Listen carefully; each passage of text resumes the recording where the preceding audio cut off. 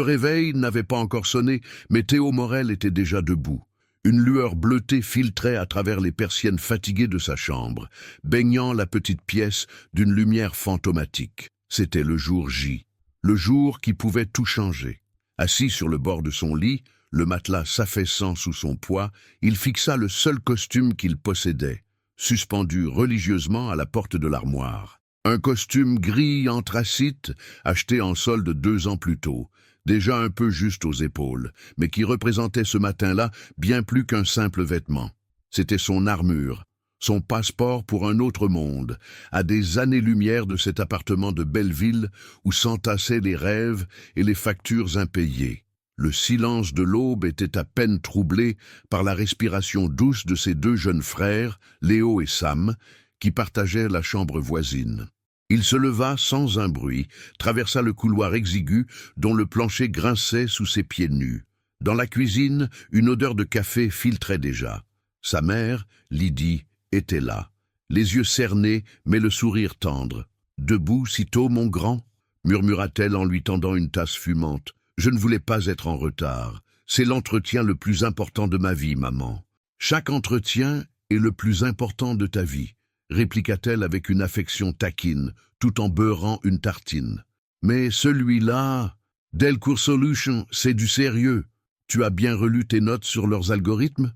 Théo hocha la tête, le cœur serré par la gratitude. Depuis que leur père était parti, Lydie jonglait entre son travail de femme de ménage et l'éducation de ses 3 fils avec une force qui l'émerveillait chaque jour. C'était pour elle, pour Léo et Sam qu'il se battait, pour leur offrir mieux que les fins de mois difficiles et les vacances passées sur le balcon, les cours de programmation en ligne qu'il suivait jusqu'à tard dans la nuit, après ces journées exténuantes à la boulangerie du quartier, prenaient tout leur sens ce matin. Cet entretien n'était pas une simple opportunité d'emploi, c'était la promesse d'une nouvelle vie. « Ne t'inquiète pas, je suis prêt », dit-il tentant de masquer le tourbillon d'anxiété dans son estomac. Il avala son café, jeta un coup d'œil à l'horloge murale. 7h30. L'entretien était à 9h30, au 120 rue du Faubourg Saint-Honoré. Une adresse qui sonnait comme une fiction, un lieu de pouvoir et de luxe qui appartenait au magazine que feuilletait parfois sa mère en rêvant. Pour ne prendre aucun risque avec les grèves potentielles du métro, il avait réservé un VTC. Une folie, un sacrifice sur le budget de la semaine, mais l'enjeu était trop grand. Après s'être douché et rasé avec une précision chirurgicale, il enfila son armure. La chemise, blanche et impeccable, repassée la veille par sa mère. La cravate, empruntée à un ami. Et le costume. En se regardant dans le miroir fêlé de la salle de bain, il essaya de se projeter. Il n'était plus Théo Morel, le vendeur de croissants de la rue de Ménilmontant. Il était un candidat sérieux, un développeur en devenir, un homme qui avait sa place dans les bureaux vitrés surplombant Paris. Mais son reflet lui renvoyait l'image d'un imposteur, un jeune homme de Belleville déguisé en homme d'affaires. « Tu es magnifique », souffla Lydie depuis l'encadrement de la porte. Il y avait des larmes de fierté au bord de ses yeux. Elle ajusta le col de sa chemise. « N'oublie jamais qui tu es, Théo. Ta plus grande force, ce n'est pas ce que tu sais, c'est ce que tu es, un homme bon. » Il la serra fort dans ses bras, humant l'odeur de lessive et de courage qui était la sienne. « Je t'aime, maman. » Le téléphone vibra. Le chauffeur était en bas, le cœur battant à tout rompre.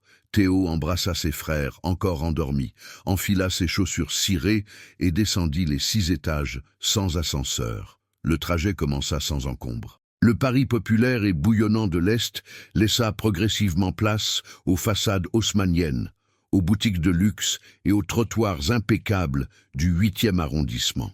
Théo regardait la ville défiler, un mélange de fascination et de trac. Le chauffeur, un homme loquace, lui parlait de la circulation, de la météo, mais Théo n'écoutait qu'à moitié, répétant mentalement ses réponses aux questions techniques qu'on pourrait lui poser. Puis, alors qu'il s'engageait sur le boulevard périphérique pour contourner un embouteillage monstre près des Champs-Élysées, le flux se figea. Devant eux, une berline noire d'une marque allemande si chère qu'il n'osait même pas en prononcer le nom était arrêté sur la bande d'arrêt d'urgence. Les feux de détresse clignotaient avec une régularité anxiogène. « Encore un qui bloque tout !» maugréa le chauffeur. En passant lentement à sa hauteur, Théo vit une femme, seule, debout près de la voiture. Elle était élégante, vêtue d'un tailleur pantalon beige qui devait coûter plus que son loyer annuel. Elle parlait dans son téléphone, sa voix filtrant à travers la vitre. Un mélange de panique contenue et d'autorité. Son visage était crispé par le stress. Puis, elle raccrocha brusquement et donna un coup de pied rageur dans le pneu arrière droit qui était complètement à plat. Elle semblait totalement désemparée, jetant des regards furieux aux voitures qui la frôlaient sans un regard. Une impulsion, irrationnelle et immédiate, traversa Théo. Il savait changer un pneu. Son oncle garagiste le lui avait appris. Il regarda sa montre. 8h45. Il avait encore une marge confortable. « Monsieur, arrêtez-vous sur le côté, s'il vous plaît », lança-t-il au chauffeur. Ce dernier le regarda dans le rétroviseur, incrédule. « À vous rigoler, on est sur le périphérique et vous allez être en retard. S'il vous plaît, juste une minute. » Le chauffeur soupira mais obtempéra, se garant quelques mètres devant la berline. Théo sortit de la voiture, le vent glacial de la circulation lui fouettant le visage. L'odeur de gaz d'échappement était suffocante. Il s'approcha de la femme qui le dévisagea avec une méfiance glaciale. « Madame, je peux peut-être vous aider? J'ai vu que vous aviez un pneu crevé. » Elle le toisa de la tête aux pieds, son regard s'attardant une seconde sur son costume légèrement trop petit. « Mon assistance est en route. Ça devrait prendre 1 heure ou 2, dit-elle d'un ton sec, comme si l'admettre était une défaite. « 1 heure ?» répéta Théo. « C'est trop long. Si vous avez une roue de secours et le nécessaire, je peux vous la changer en 15 minutes. » Le scepticisme dans ses yeux se mua en une lueur d'intérêt, mêlée de défiance. « Vous feriez ça? Pourquoi ?» Théo eut un sourire timide. « Parce que vous êtes en panne, tout simplement. » Elle hésita, puis ouvrit son coffre d'une pression sur sa clé. Tout était parfaitement rangé. La roue de secours, le cric, la manivelle. C'était un appel silencieux à l'aide. Sans un mot de plus, Théo retira sa veste de costume, la plia soigneusement et la posa sur le siège passager du VTC. Il releva les manches de sa chemise et s'agenouilla sur le bitume granuleux. Le chauffeur de son VTC, observant la scène avec un mélange d'agacement et de respect, se contenta de hausser les épaules. La réalité le frappa bien vite. Les boulons étaient serrés à un point qu'il n'aurait jamais imaginé. Il dut forcer, le métal froid mordant la paume de ses mains. Une fine couche de graisse noire et de poussière de frein recouvrit bientôt ses doigts, puis ses poignets. Il sentait le regard de la femme sur lui, intense, scrutateur. Elle ne disait rien, se contentant de maintenir une distance, les bras croisés, comme si elle observait un phénomène étrange et inattendu. Le bruit assourdissant des voitures et des camions les enveloppait. Le temps, lui, filait à une vitesse terrifiante. Chaque minute qui passait était une minute de moins pour son avenir. Une goutte de sueur perla sur son front et traça un sillon sur sa joue maculée de cambouis. Enfin, le dernier boulon céda avec un craquement sinistre. La victoire lui coûtait cher. Il sentait ses muscles protester et surtout, il voyait les taches noires s'incruster sur les poignets de sa chemise blanche. Sa belle armure était souillée. Son passeport pour l'autre monde était en train de se déchirer. 15 minutes, avait-il promis. 25 minutes plus tard, le cœur martelant contre ses côtes, Théo serra le dernier boulon de la roue de secours. Le cric redescendit dans un soupir métallique et la berline noire reposa lourdement sur son nouveau pneu. Il se releva péniblement, le dos en compote, le visage strié de sueur et de crasse. Ses mains étaient un désastre, les ongles bordés de noir, la paume gravée de l'empreinte hexagonale des écrous. Sa chemise, autrefois son étendard de professionnalisme, était maculée de taches sombres aux poignets et sur le torse. Il avait essayé d'être prudent, mais le périphérique n'était pas un atelier. Il était une vision d'échec avant même d'avoir franchi les portes de l'entreprise. La femme s'approcha, son regard scrutant non pas le travail accompli, mais lui. Son visage était une forteresse impénétrable. Aucune trace de soulagement, juste une curiosité froide, analytique. C'est fait, dit-il, la voix un peu rauque, en essuyant maladroitement son front avec le dos de son avant-bras, aggravant les traces. Je vois ça, répondit-elle. Elle ouvrit son sac à main, un objet de cuir si parfait qu'il semblait appartenir à une autre dimension, et en sortit une liasse de billets. Elle lui tendit 2 billets de 50 €. Pour votre temps et vos vêtements. Le geste, probablement naturel pour elle, frappa Théo comme une gifle. Il ne s'attendait pas à de la reconnaissance larmoyante, mais être payé ainsi, comme un dépanneur de fortune, banalisait son impulsion. C'était un geste de bonté, pas une transaction. Il recula d'un pas, levant ses mains sales en signe de dénégation. « Non, merci, vraiment. Gardez votre argent. J'ai juste voulu aider. » Elle le fixa, surprise, un sourcil finement dessiné se haussant d'1 millimètre. Personne ne refusait son argent. « Insistez-vous » Sa voix était empreinte d'une nuance d'agacement. « Oui » répondit-il simplement, sans agressivité. Il se tourna pour ranger le cric et la roue crevée dans le coffre, chaque mouvement lui rappelant l'heure qui tournait. 9h15. Il était officiellement, catastrophiquement en retard. Il referma le coffre. Un silence tendu s'installa entre eux, noyé dans le fracas de la circulation. « Je dois y aller », dit-il presque à lui-même. « Faites attention sur la route. Une roue de secours, ce n'est pas fait pour rouler vite. » Sans attendre de réponse, il retourna vers son VTC. Le chauffeur secoua la tête d'un air dépité. Théo plongea sur le siège arrière, conscient des traces qu'il laissait sur le tissu clair. « 120 rue du Faubourg Saint-Honoré, et le plus vite possible, s'il vous plaît », lança-t-il, la panique prenant enfin le dessus. Pendant que la voiture s'insérait de nouveau dans le trafic, il jeta un dernier regard dans le rétroviseur. La femme était toujours là, immobile à côté de sa berline, le regard perdu dans sa direction, les billets encore à la main. Puis elle disparut de son champ de vision. Le reste du trajet fut un cauchemar éveillé. Théo tenta de se nettoyer les mains avec un pauvre mouchoir en papier, mais ne fit qu'étaler la graisse. Il essaya de boutonner sa veste pour cacher les taches sur sa chemise, mais cela ne faisait que souligner son apparence débraillée. Chaque feu rouge était une torture, chaque seconde une éternité. 9h38, la voiture s'arrêta enfin devant une immense porte cochère en bois sculpté, encadrée par une façade en pierre de taille impeccable, Delcourt Solutions. Le nom était gravé en lettres de laiton discrètes, mais infiniment intimidantes. Il jeta quelques billets au chauffeur, plus que la course ne le valait, et s'extirpa du véhicule.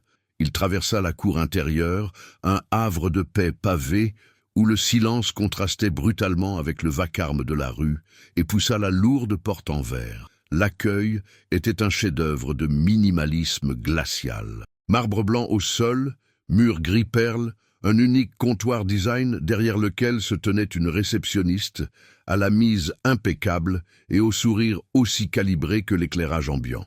Elle leva les yeux de son écran, et son sourire professionnel vacilla imperceptiblement en voyant Théo.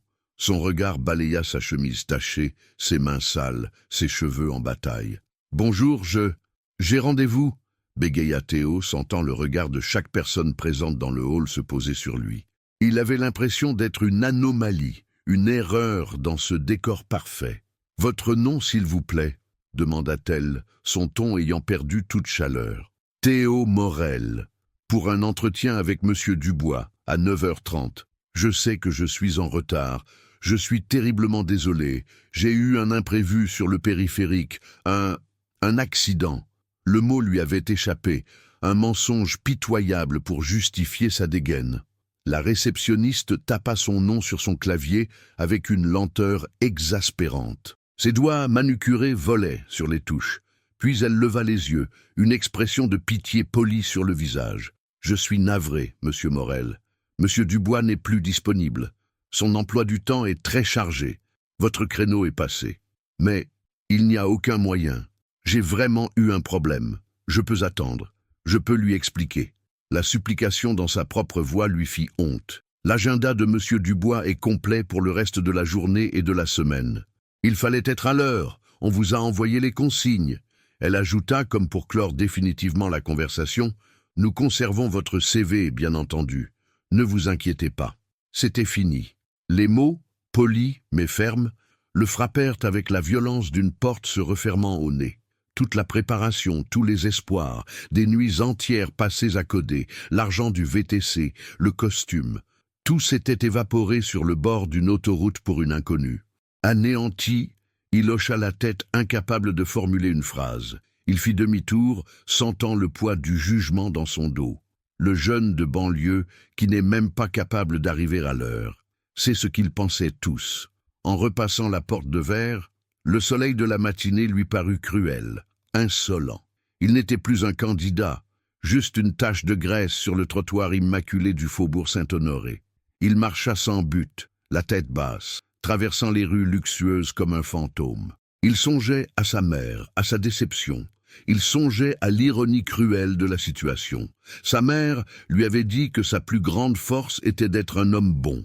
Aujourd'hui, cette bonté lui avait coûté ce qui ressemblait à son unique chance. Pendant ce temps, au dernier étage de l'immeuble Delcourt Solutions, Claire Duret entrait dans son bureau aux parois de verre qui surplombaient tout Paris. Elle était encore secouée, non pas par l'incident du pneu, mais par le jeune homme, son refus. La dignité tranquille dans ses yeux fatigués. Un geste désintéressé était une chose si rare dans son univers qu'il en devenait suspect, presque perturbant. Elle posa son sac sur son bureau immense en chêne et marbre. Son assistante, Camille, entra aussitôt. « Bonjour, Madame Duret. J'espère que le trajet n'a pas été trop difficile. Monsieur Dubois du service RH aimerait vous voir quelques minutes. Il est furieux. Il dit qu'un des candidats pour le poste de développeur junior est arrivé avec près de 40 minutes de retard, dans un état lamentable et avec une excuse des plus ridicules. Il veut s'assurer que sa politique de tolérance zéro sur la ponctualité a votre approbation. » Claire se massa les tempes, une pointe de migraine la lançant. « Une excuse ridicule? Laquelle ?» Apparemment, dit Camille en consultant sa tablette, le jeune homme aurait prétendu avoir dû s'arrêter sur le périphérique pour changer le pneu crevé d'une inconnue. Claire se figea. Le monde autour d'elle sembla ralentir. Sur le périphérique, un pneu crevé. Elle revit le visage du jeune homme, la sincérité dans son regard, la saleté sur sa chemise blanche. « Comment s'appelle ce candidat ?» demanda-t-elle, sa voix à peine un souffle. Camille fit défiler l'écran. « Morel, Théo Morel !» Un silence presque irréel tomba dans l'aquarium de verre qui servait de bureau à Claire Duret. Dehors, Paris s'étalait à ses pieds, un panorama de zinc et d'ardoise indifférent à la tempête qui venait de s'abattre dans sa conscience. Théo Morel, le jeune homme aux mains sales et au regard droit, le candidat recalé pour cause de retard, le bon samaritain du périphérique. C'était la même personne. L'improbabilité de la coïncidence était si grande qu'elle en devenait une évidence aveuglante. Il ne s'était pas arrêté pour aider n'importe qui. Il s'était arrêté pour l'aider, elle, la PDG de l'entreprise, où son avenir se jouait à la minute près. Et il avait tout perdu. Son assistante, Camille, attendait, percevant le changement soudain dans l'atmosphère. Le visage habituellement de marbre de sa patronne était traversé d'une émotion indéfinissable. « Madame Duret, dois-je dire à Monsieur Dubois que vous approuvez sa décision ?» Claire ne répondit pas tout de suite. Elle se dirigea vers l'immense baie vitrée, le dos tourné à Camille. L'image du jeune homme s'agenouillant sur le bitume sale, la concentration sur son visage, le refus calme de son argent, tout cela se superposait à l'anecdote de l'entretien manqué. Elle avait construit son empire sur la logique, la stratégie, l'analyse des risques. Les émotions étaient des variables parasites à éliminer de l'équation, mais cet événement échappait à toute analyse. Un jeune homme, dont le CV indiquait probablement des difficultés et un besoin urgent de ce poste, avait sacrifié l'opportunité d'une vie, non pas pour un gain, mais par simple principe, par humanité. C'était une qualité si obsolète dans son monde qu'elle en devenait précieuse, presque exotique. « Non !» dit-elle enfin, sa voix retrouvant sa fermeté habituelle. Trouvez-moi le CV de ce Théo Morel, affichez-le sur mon écran et dites à Christian Dubois d'annuler toutes ses prochaines validations de candidats pour ce poste jusqu'à nouvel ordre. Camille, rompue à ne jamais questionner les ordres, même les plus surprenants, acquiesça d'un signe de tête. « Tout de suite, madame. » Quelques secondes plus tard, le dossier de Théo s'affichait sur l'immense écran holographique au-dessus de son bureau. Elle le parcourut en silence. Lycée technique à Belleville. Pas de grande école d'ingénieurs, pas de diplôme prestigieux, juste des certifications obtenues en ligne, des projets personnels, listés sur une plateforme de partage de code et un emploi actuel de vendeur polyvalent en boulangerie-pâtisserie. Un parcours atypique. Un outsider total. Ses concurrents sortaient tous de Polytechnique ou de Centrale. Et pourtant, il avait passé toutes les étapes de sélection technique à distance, son code jugé élégant et remarquablement efficace par les évaluateurs anonymes. Il ne lui manquait que l'entretien final, celui qu'il avait raté, pour elle. Un sentiment inconfortable qu'elle identifia avec un certain recul comme étant de la culpabilité la serra à la gorge. Mais c'était plus que ça, c'était de l'admiration, une curiosité immense.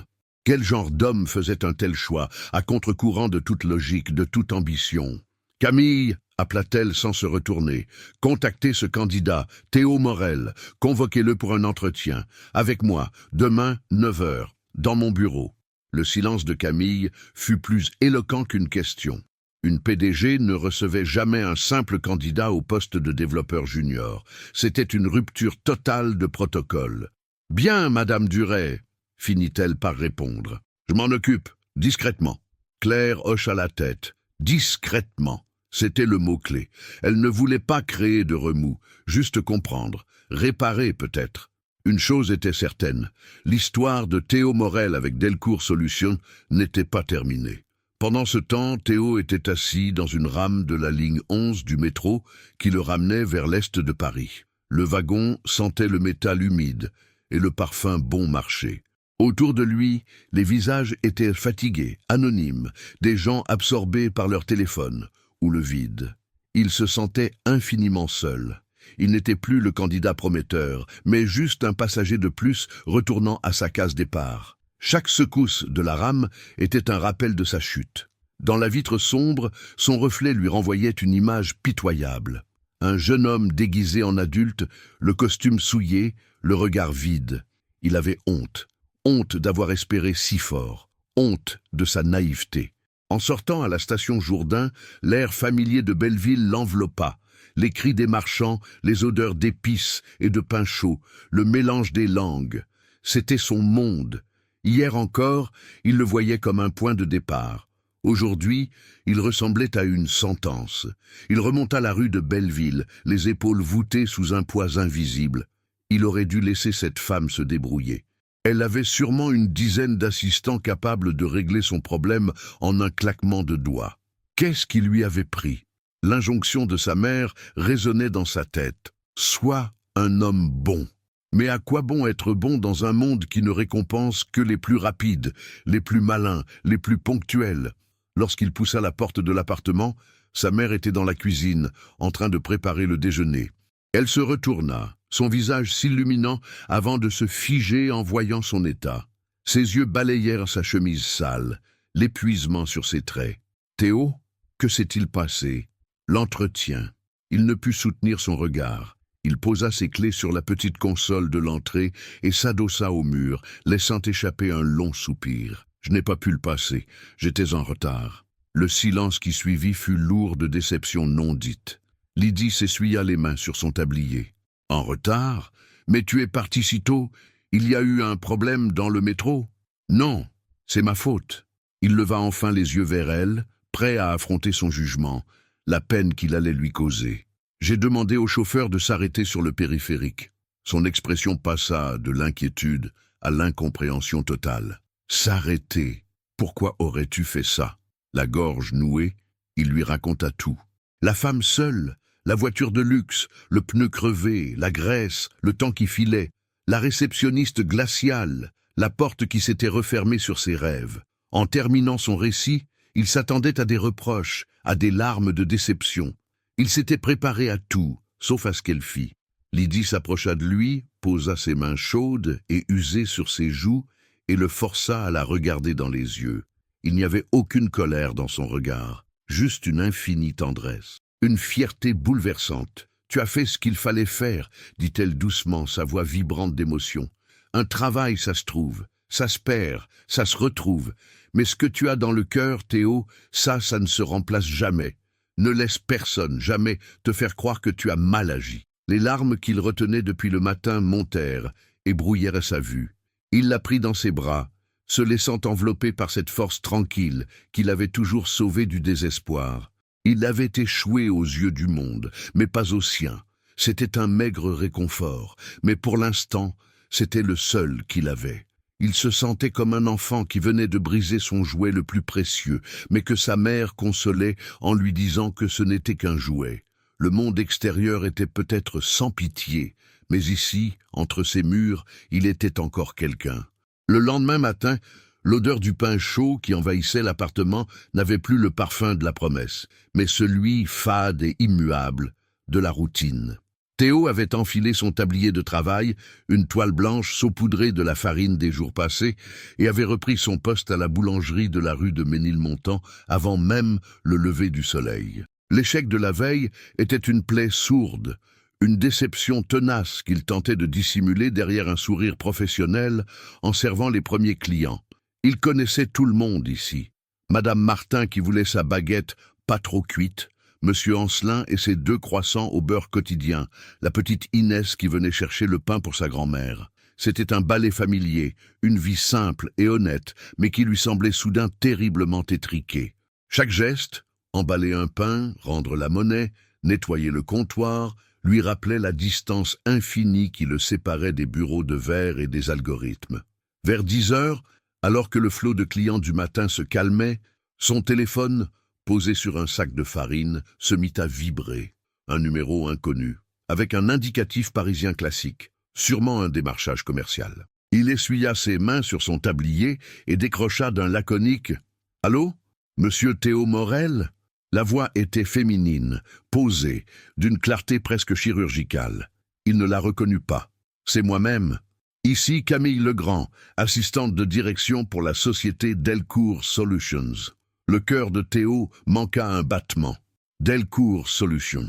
Il se raidit, s'attendant à une sorte de réprimande administrative pour la perte de temps occasionnée la veille. « Oui, je vous appelle pour vous proposer un nouvel entretien.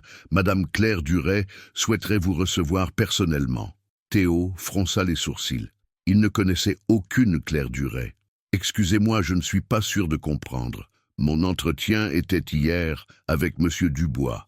On m'a dit qu'il n'y aurait pas d'autre chance. » Il y eut une courte pause à l'autre bout du fil, comme si la personne peinait à formuler sa phrase. « Je comprends votre confusion. Il s'agit d'une procédure exceptionnelle. Madame Duret est la présidente directrice générale de Delcourt Solutions. Elle a été informée de votre situation et souhaite s'entretenir avec vous. » La PDG, la grande patronne? La nouvelle le laissa sans voix.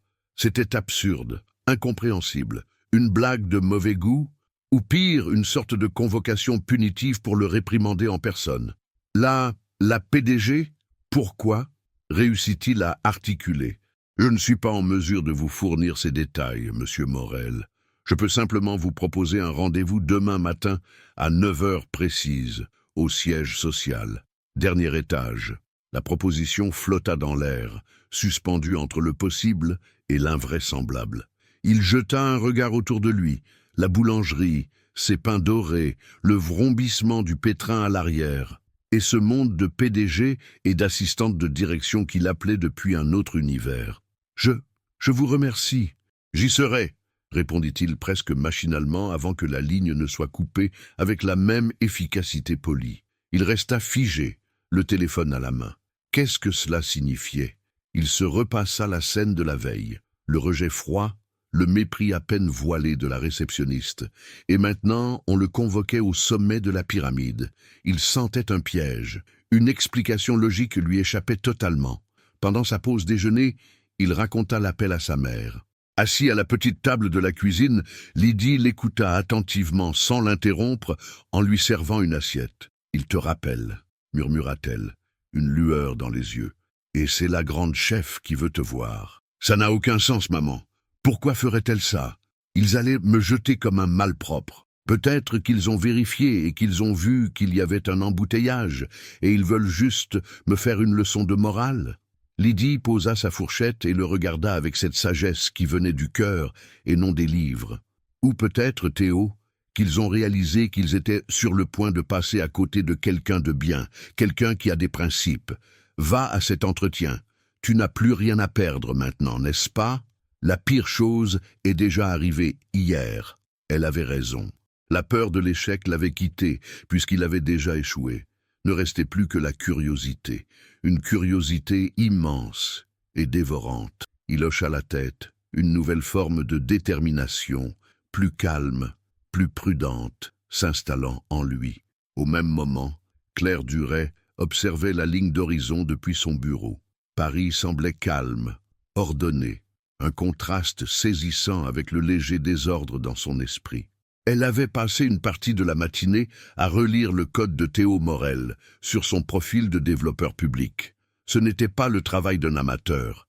Il y avait une intuition, une propreté dans ses lignes, qui révélait un esprit structuré et créatif. L'homme qui changeait un pneu avec des mains déjà habituées au travail manuel était aussi celui qui pouvait construire des architectures numériques complexes.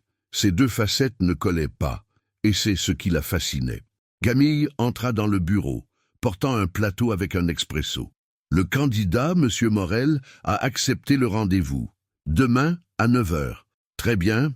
Bloquez mon agenda pour 1 heure entière après le début de l'entretien. Et prévenez la sécurité de le laisser monter directement sans passer par l'accueil de M. Dubois. Entendu, madame. Camille hésita une fraction de seconde, une audace rare chez elle. Si je peux me permettre, c'est une démarche très inhabituelle. Claire prit la tasse de café, le parfum amer lui montant aux narines. L'excellence est toujours inhabituelle, Camille. Je veux juste m'assurer que nous ne passons pas à côté. Ce n'était qu'une demi-vérité. Ce n'était pas seulement l'excellence qu'elle cherchait à vérifier. C'était la nature humaine. Elle voulait regarder à nouveau cet homme dans les yeux, loin de l'urgence et du chaos du périphérique, et comprendre ce qui l'animait. Ce soir-là, en préparant sa tenue, Théo ne se dirigea pas vers le costume gris. Il était encore chez le teinturier et de toute façon, il n'avait plus envie de le porter. Il le voyait désormais comme un déguisement, une armure qui avait failli à sa tâche. À quoi bon jouer un rôle? S'il devait rencontrer la grande patronne de Delcourt Solutions, il irait en tant que lui-même. Il choisit un pantalon en toile sombre, bien coupé, une chemise blanche simple, une autre, celle-ci immaculée, et un pull fin de couleur ardoise. C'était propre, respectueux, mais c'était lui, pas le personnage qu'il pensait devoir incarner. Le lendemain, dans la même rame de métro qu'il avait transporté la veille vers son désastre, son état d'esprit était radicalement différent. L'espoir anxieux avait été remplacé par une appréhension teintée de défi. Il n'allait pas là pour mendier un poste, mais pour obtenir une réponse à une question. Pourquoi? Lorsqu'il se présenta à nouveau devant l'imposant bâtiment, le monde semblait le même, mais lui avait changé. Il ne se sentit pas impressionné, juste concentré. Au lieu de se diriger vers l'accueil général, il s'adressa directement à l'agent de sécurité, comme l'avait indiqué Camille. « Théo Morel, j'ai rendez-vous avec Madame Duret. » Le nom de la PDG produisit son effet. L'agent consulta son écran, hocha la tête et lui ouvrit un portique privé. « Dernier étage. L'ascenseur est direct. Son assistante vous attendra. » Alors que la cabine d'ascenseur, silencieuse et rapide, le propulsait vers les cieux de la finance parisienne, son cœur se mit à battre plus fort. Il ne savait toujours pas qui était la femme qui l'avait aidé. Mais il allait découvrir qui était celle qui l'avait rappelé. Et il n'imaginait pas une seule seconde, qu'il s'agissait de la même personne. L'ascenseur s'immobilisa sans la moindre secousse. Les portes métalliques s'ouvrirent dans un glissement feutré sur un espace qui coupa le souffle à Théo. Ce n'était pas un étage de bureau classique, mais un vaste plateau ouvert, baigné d'une lumière naturelle éblouissante. Devant lui, un mur de verre ininterrompu offrait une vue panoramique sur tout Paris, de la Tour Eiffel au Sacré-Cœur, comme si la ville entière était une maquette posée à ses pieds. Le sol était un parquet de chêne sombre et lustré, les murs peints d'un gris anthracite apaisant, ornés de quelques toiles abstraites aux couleurs vives. Au centre de cet immense espace, un seul bureau, long et minimaliste, semblait flotter au-dessus du sol. L'air était empreint d'un silence quasi monacal, un silence de pouvoir et de concentration. Camille Legrand, l'assistante, se tenait près de l'ascenseur, son sourire toujours aussi professionnel. « Monsieur Morel, par ici, s'il vous plaît. Madame Duret va vous recevoir. » Elle le guida à travers l'espace ouvert. Chaque pas de Théo sur le parquet semblait résonner dans le silence. Une femme se tenait debout, dos à eux, face à la baie vitrée, les mains jointes derrière le dos. Elle contemplait la ville, immobile. Une silhouette élégante dans un tailleur-pantalon d'un bleu marine profond qui épousait parfaitement sa stature. Ses cheveux étaient relevés en un chignon strict, ne laissant s'échapper aucune mèche. Théo sentit son assurance de la matinée vaciller. L'aura qui se dégageait de cette femme, même de dos, était écrasante. « Madame Duret, Monsieur Morel est ici », annonça Camille d'une voix discrète avant de s'éclipser aussi silencieusement qu'elle était apparue. La femme se retourna lentement, et le monde de Théo s'arrêta. Le temps se distordit. Son cerveau refusa d'abord de traiter l'information, tant elle était invraisemblable. Le tailleur-pantalon n'était pas le même. Celui-ci était sombre et autoritaire. L'autre était beige et souillé par la poussière du périphérique. La coiffure était parfaite, là où il n'y avait eu que des mèches rebelles échappées dans le vent. Le visage n'était plus crispé par la panique et le stress, mais arborait un masque de contrôle et de neutralité sereine. Mais les yeux, c'étaient les mêmes yeux. D'un gris intense et perçant, des yeux qu'il avait vus désemparés, puis méfiants, puis curieux. C'était elle, la femme de la berline noire, la femme pour qui il avait ruiné son unique chance. Et cette femme, c'était Claire Duret, la grande PDG de Delcourt Solutions. Le choc le cloua sur place. Une vague de froid le parcourut. Il se sentit incroyablement stupide, piégé. Tout s'éclaira d'un coup. Le rejet brutal, puis la convocation surprenante. Ce n'était pas une procédure exceptionnelle, c'était un test ou une farce cruelle. Il avait l'impression d'être une souris de laboratoire qu'on observait depuis le début. Claire Duret s'approcha de lui, sans un mot, son regard ne le quittant pas. Elle observa le tourbillon d'émotions sur son visage. L'incompréhension, la reconnaissance, la méfiance. « Bonjour, Monsieur Morel », dit-elle enfin, sa voix calme et posée, infiniment plus maîtrisée que la veille. « Veuillez vous asseoir. » Elle désigna 2 fauteuils en cuir qui faisaient face à la vue panoramique, loin du bureau imposant, dans un espace qui se voulait plus intime. Théo obéit machinalement, ses jambes tremblant légèrement. Il s'assit au bord du fauteuil, le dos raide. « J'imagine que vous êtes surpris, » reprit-elle en s'asseyant en face de lui avec une grâce naturelle. Théo déglutit, essayant de retrouver sa voix. « Je ne comprends pas. C'est pourtant assez simple, » dit-elle, un très léger amusement flottant dans sa voix. « Vous avez manqué votre entretien hier parce que vous m'avez aidé sur le boulevard périphérique. Et je suis la personne qui, en dernière instance, décide des embauches stratégiques dans cette société. La coïncidence est remarquable, vous ne trouvez pas ?» Théo la regarda, cherchant une trace de moquerie, mais il n'y en avait aucune, seulement une curiosité intense, presque scientifique. « Pourquoi ne m'avoir rien dit ?» demanda-t-il, un soupçon de reproche dans la voix. « Que vouliez-vous que je dise ? Merci de changer mon pneu, au fait, dépêchez-vous, sinon vous allez rater votre entretien avec mes équipes pour le poste le moins bien payé de mon entreprise. » Cela m'a semblé inapproprié. Et puis, pour être tout à fait honnête, je n'ai réalisé qui vous étiez que plus tard. Elle fit une pause, le laissant digérer l'information. Christian Dubois, mon directeur des ressources humaines, est venu se plaindre d'un candidat en retard, avec une excuse invraisemblable. Il s'avère que l'excuse invraisemblable, c'était moi. Le silence revint, moins lourd cette fois, chargé d'une tension nouvelle. Théo sentait le rouge lui monter aux joues, repensant à l'état dans lequel il s'était présenté. « Monsieur Morel, Théo, » reprit-elle, son ton devenant plus personnel. « Je ne vous ai pas fait venir ici pour reparler de votre retard, ni pour vous remercier à nouveau. Je vous ai fait venir parce que ce que vous avez fait hier m'intrigue profondément. » Elle se pencha légèrement en avant. « J'évolue dans un monde où chaque action est calculée. Chaque service rendu est un investissement. Chaque geste de générosité cache une demande future. les gens se battraient pour un poste comme celui que vous visiez. Ils écraseraient leurs concurrents, mentiraient sur leur CV, et certainement, ils ne s'arrêteraient jamais pour aider une inconnue en panne, au risque de tout perdre. Surtout pas s'ils la jugent assez riche pour se débrouiller seule. Et vous, non seulement vous l'avez fait, mais vous avez refusé d'être payé pour cela. Expliquez-moi. La question était directe, sans fioriture.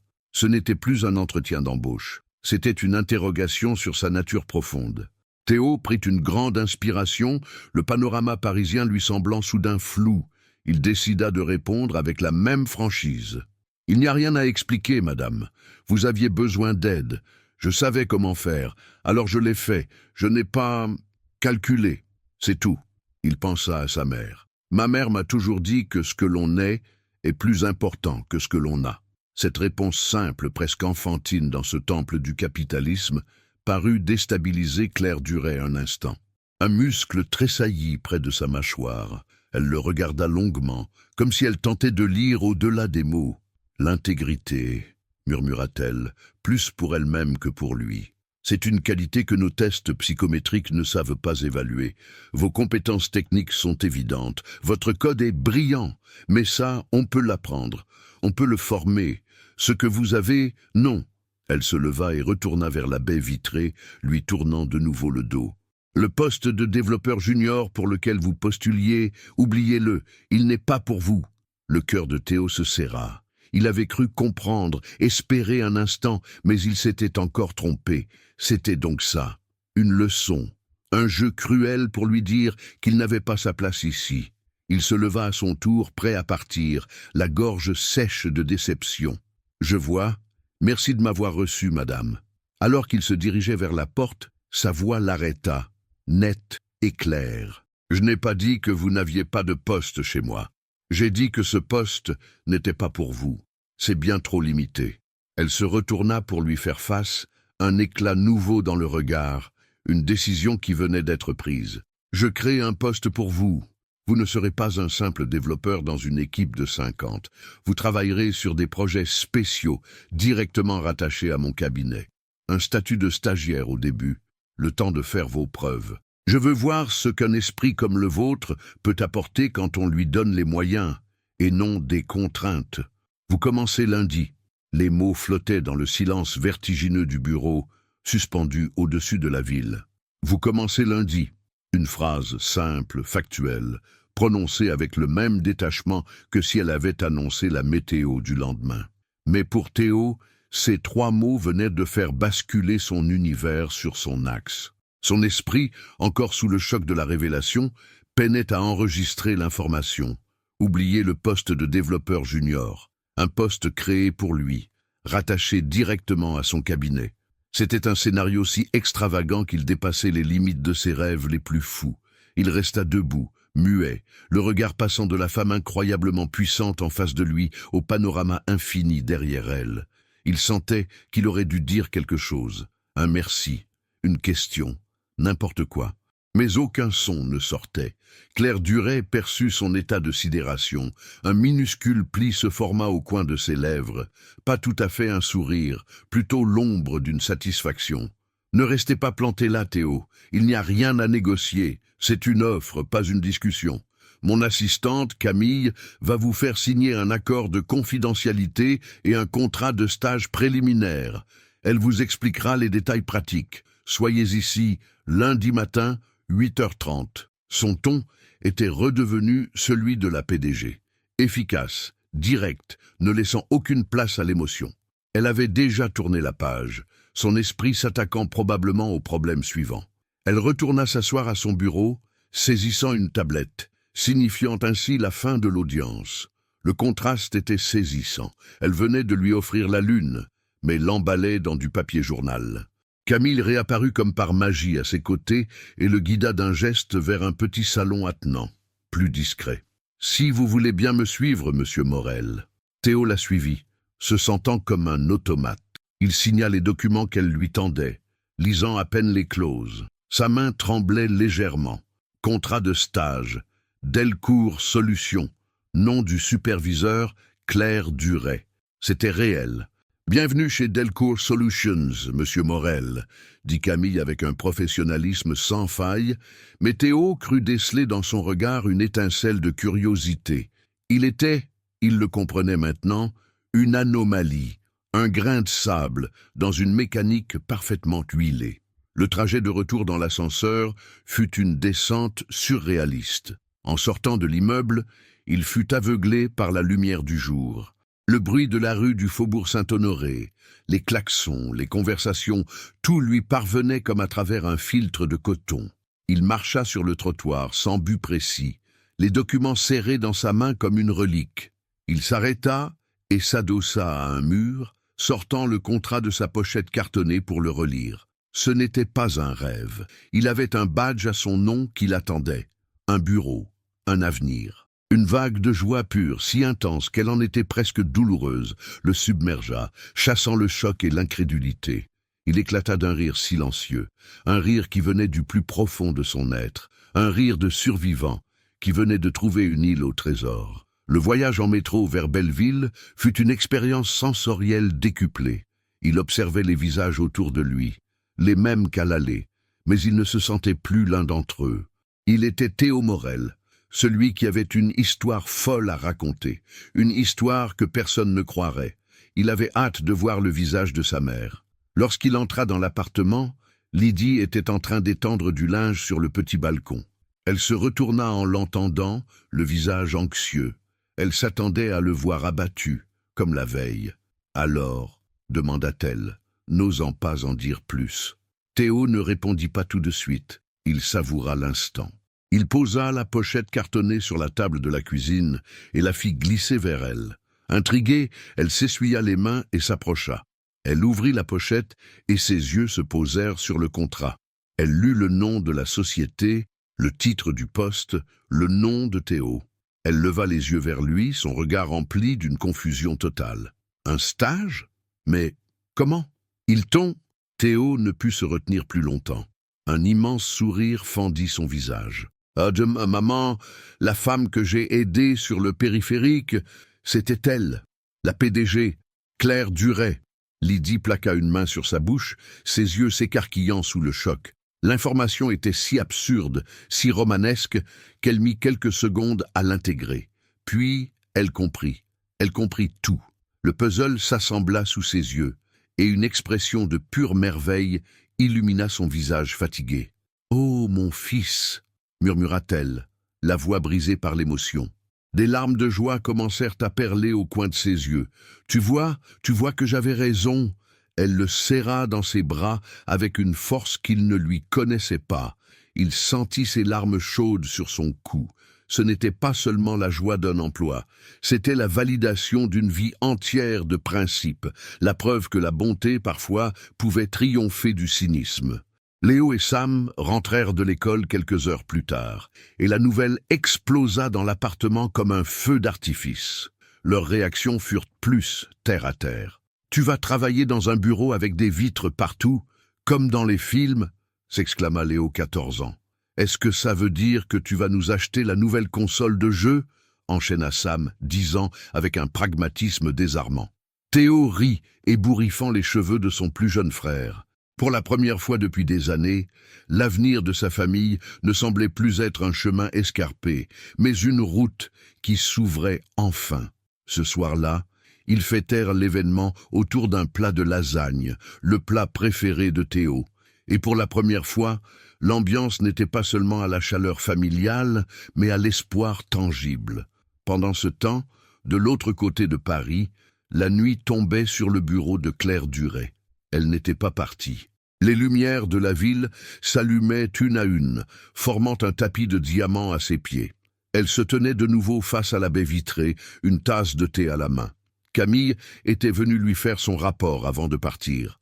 Tous les arrangements pour l'arrivée de Théo Morel étaient faits. Quand elle fut seule, Claire se permit de relâcher un instant le masque de contrôle qu'elle portait en permanence. Elle repensa à la conversation, au visage de Théo, à sa réponse désarmante de simplicité. C'est tout. Elle avait menti, ou du moins omis une partie de la vérité, en lui disant que sa décision était purement professionnelle.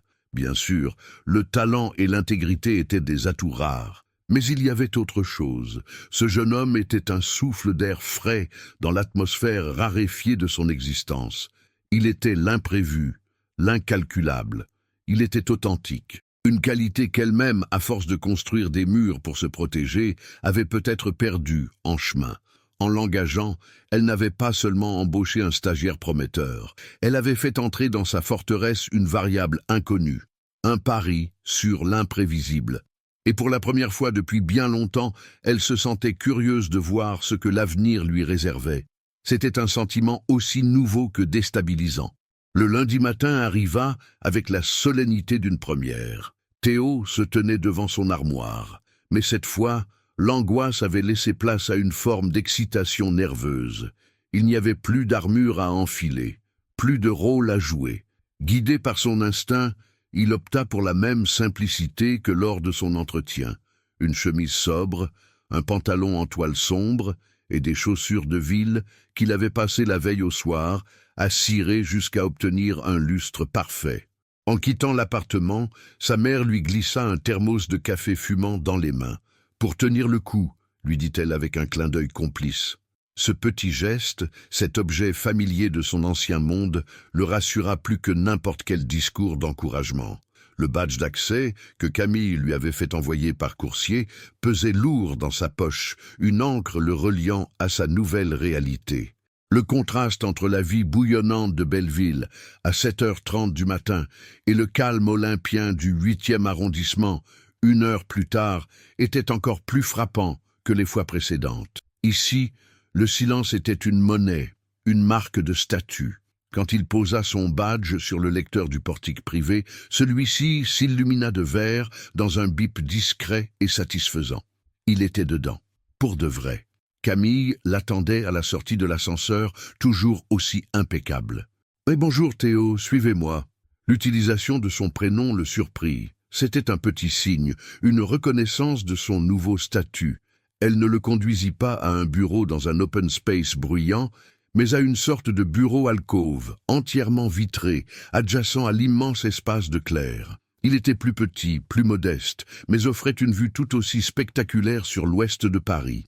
Il y avait là un bureau simple, un fauteuil ergonomique et un ordinateur surpuissant dont l'écran de veille affichait le logo de Delcourt Solutions.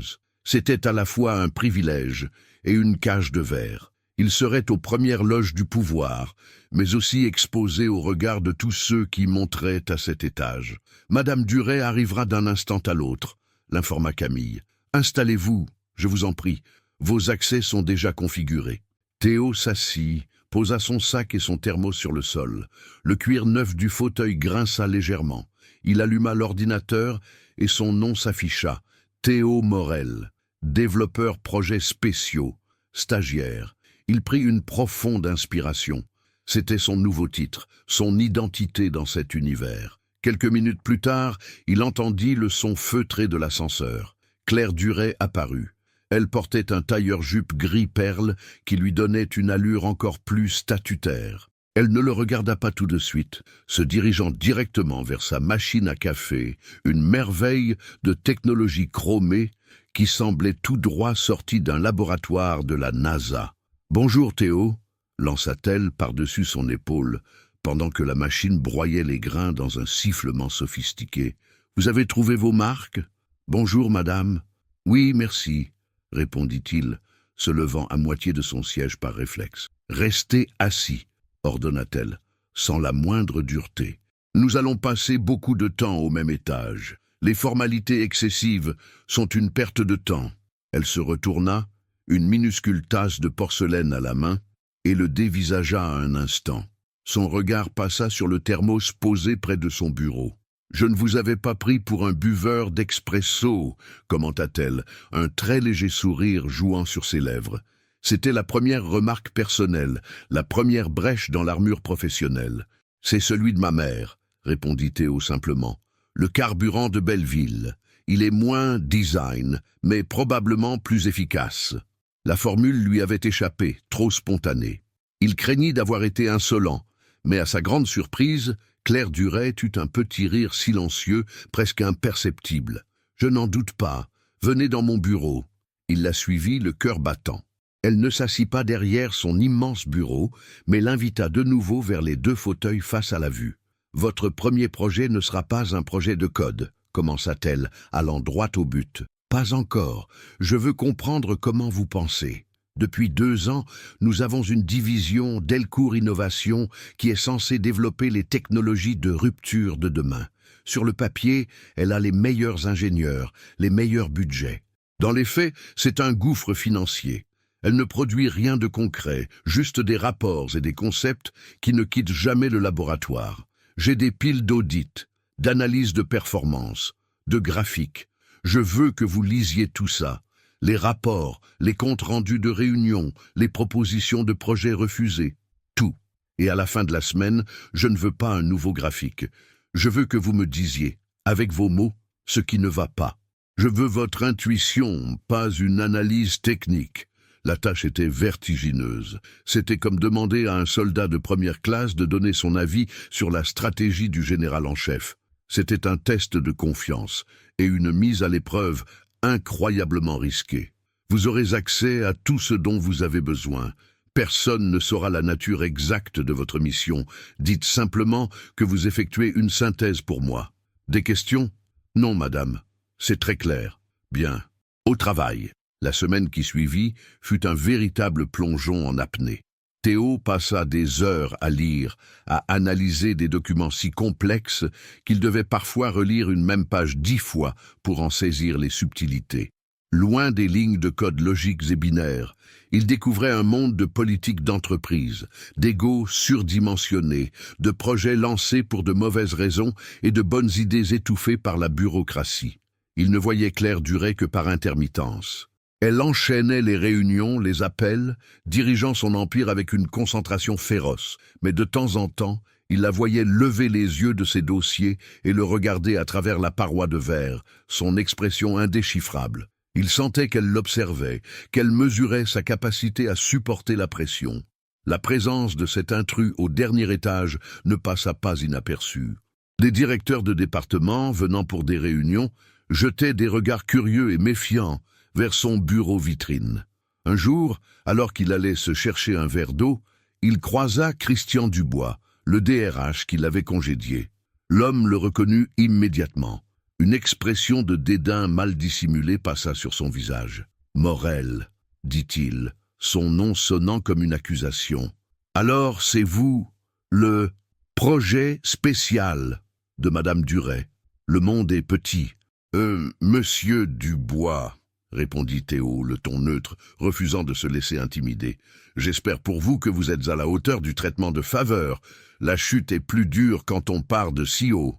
La menace était à peine voilée. Théo comprit qu'il n'aurait pas que des admirateurs. Pour beaucoup, il n'était qu'un caprice de la patronne, un pion dont la présence défiait les règles établies. Cet échange, aussi bref que glacial, renforça sa détermination. Il ne travaillait plus seulement pour sa famille ou pour lui-même. Il travaillait pour prouver qu'il n'était pas une erreur de casting. Le vendredi après-midi arriva plus vite que Théo ne l'aurait cru. Le soleil déclinait sur Paris, projetant de longues ombres dorées entre les immeubles. L'étage de la direction, habituellement parcouru par le va-et-vient silencieux des cadres supérieurs, se vidait peu à peu. Théo, lui, était toujours assis à son bureau, au milieu d'un chaos organisé de notes, de surlignages et de schémas qu'il avait griffonnés sur un carnet. Devant lui, sur l'écran, un unique document texte, presque vide, attendait sa conclusion.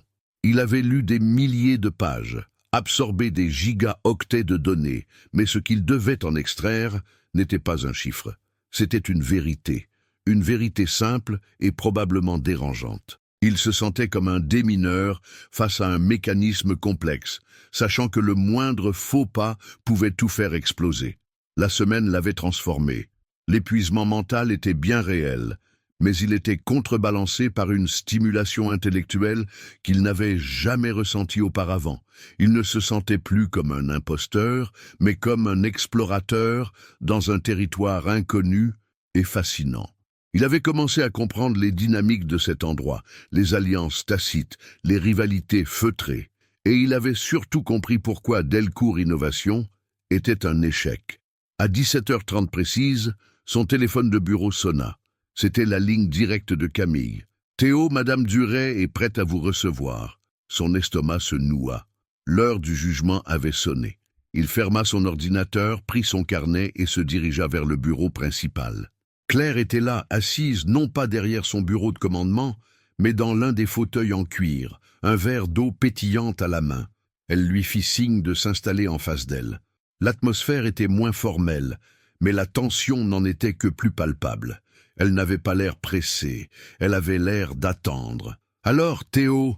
commença-t-elle, son regard gris aussi pénétrant qu'un laser. « Qu'avez-vous découvert que mes 20 consultants, à 10 000 € par jour, n'ont pas vu ?» La question était un piège, un test pour voir s'il allait se réfugier derrière un jargon technique pour paraître crédible. Théo respira profondément, posa son carnet sur la table basse sans l'ouvrir. Il avait décidé de ne pas se cacher derrière ses notes. Il devait la regarder dans les yeux. « Madame, je ne suis pas sûr d'avoir vu quelque chose qu'ils n'ont pas vu, mais j'ai peut-être compris quelque chose qu'ils n'ont pas ressenti. » Elle haussa un sourcil, l'invitant à continuer. « Tous les rapports que j'ai lus pointent dans la même direction. Manque de synergie, projet non aligné avec la stratégie globale, faible retour sur investissement, c'est exact, mais ce ne sont que les symptômes, pas la maladie. » Il fit une pause, choisissant ses mots avec soin. « La maladie, à mon sens, c'est que la division innovation est devenue une tour d'ivoire. Vous avez pris les ingénieurs les plus brillants, les chercheurs les plus créatifs, et vous les avez enfermés dans un laboratoire magnifique, à l'écart du reste de l'entreprise. Vous leur avez dit « soyez géniaux », mais vous les avez coupés du monde réel. » Il se risqua à une analogie de son propre univers. C'est comme si on demandait au meilleur boulanger de France de créer le pain du futur, mais qu'on l'installait dans un laboratoire stérile, sans jamais lui permettre de parler aux clients, de sentir la farine, de goûter sa propre pâte. Il finirait par créer des choses techniquement parfaites, mais que personne n'aurait envie de manger. L'image fit mouche. Il vit une lueur d'intérêt dans les yeux de Claire. Elle ne l'interrompit pas. « J'ai lu les comptes rendus de leur réunion. » poursuivit-il, sa voix gagnant en assurance. Ils ne parlent que de concepts, de théories. Ils ont peur de l'échec, parce que quand on travaille dans une tour d'ivoire, chaque projet doit être une révolution. Il n'y a pas de place pour les petites améliorations, pour les erreurs qui font avancer. Ils ne collaborent pas. Ils sont en compétition les uns avec les autres pour savoir qui aura l'idée la plus disruptive. Ils ne créent plus. Ils théorisent. Ils se tuent. Il avait tout dit, sa vision des choses, brute, sans le vernis des présentations PowerPoint. Il s'attendait à une réfutation, à une critique de son analyse jugée trop simpliste, trop humaine. Claire Duret resta silencieuse pendant un long moment, si long que Théo commença à regretter sa franchise. Elle fixait la ville qui scintillait à leurs pieds, son visage une page blanche. Finalement, elle tourna la tête vers lui. « Donc, si je vous suis bien, j'ai dépensé 100 millions d'euros pour créer un club de philosophie au lieu d'un moteur d'innovation. » Le ton était neutre, mais la formulation était cinglante. « C'est une façon de voir les choses, oui, » admit Théo. « Et quelle est votre solution, monsieur le boulanger? On les renvoie tous pétrir le pain sur le terrain ?» Le sarcasme était léger, mais présent. C'était le test final. Allait-il se rétracter face à l'ironie de la PDG? Il soutint son regard. « Non, mais on ouvre les portes et les fenêtres de la tour. On les force à descendre, à parler aux équipes marketing, aux vendeurs, aux ingénieurs de production. On crée des projets mixtes, modestes, avec des objectifs à court terme. On leur redonne le droit à l'erreur. On ne leur demande plus d'inventer la prochaine Delcourt Solution. On leur demande d'abord d'améliorer la Delcourt Solution d'aujourd'hui. L'innovation, ce n'est pas seulement des éclairs de génie. C'est surtout de la collaboration et beaucoup de transpiration. » Un nouveau silence s'installa. Claire se leva, s'approcha de l'immense baie vitrée, le dos tourné. Théo sentit son cœur cogner. Avait-il été trop loin? Avait-il insulté sa stratégie? Quand elle se retourna, son expression avait changé. Le masque de neutralité s'était fissuré pour laisser place à une forme de respect. « Vous n'avez aucune expérience en management, aucun diplôme en stratégie d'entreprise, et vous passez vos week-ends à vendre des croissants. Et pourtant, vous venez de formuler avec une clarté désarmante Ce que personne n'a osé me dire en face depuis 2 ans. Elle revint vers lui. Ce que vous décrivez est un problème culturel. C'est la chose la plus difficile à changer dans une entreprise. Elle le fixa. Votre analyse est juste. Maintenant, il va falloir la prouver. Elle se dirigea vers son bureau, tapa quelques mots sur son clavier. À partir de lundi, votre stage change de nature. Vous allez intégrer la division innovation, pas comme développeur, comme observateur et facilitateur. Je vais vous donner carte blanche pour organiser des rencontres, des ateliers, pour briser les murs que j'ai moi-même construits. Vous n'aurez aucune autorité hiérarchique, ce qui est pire que tout. Votre seule arme sera votre capacité de persuasion. Elle releva les yeux.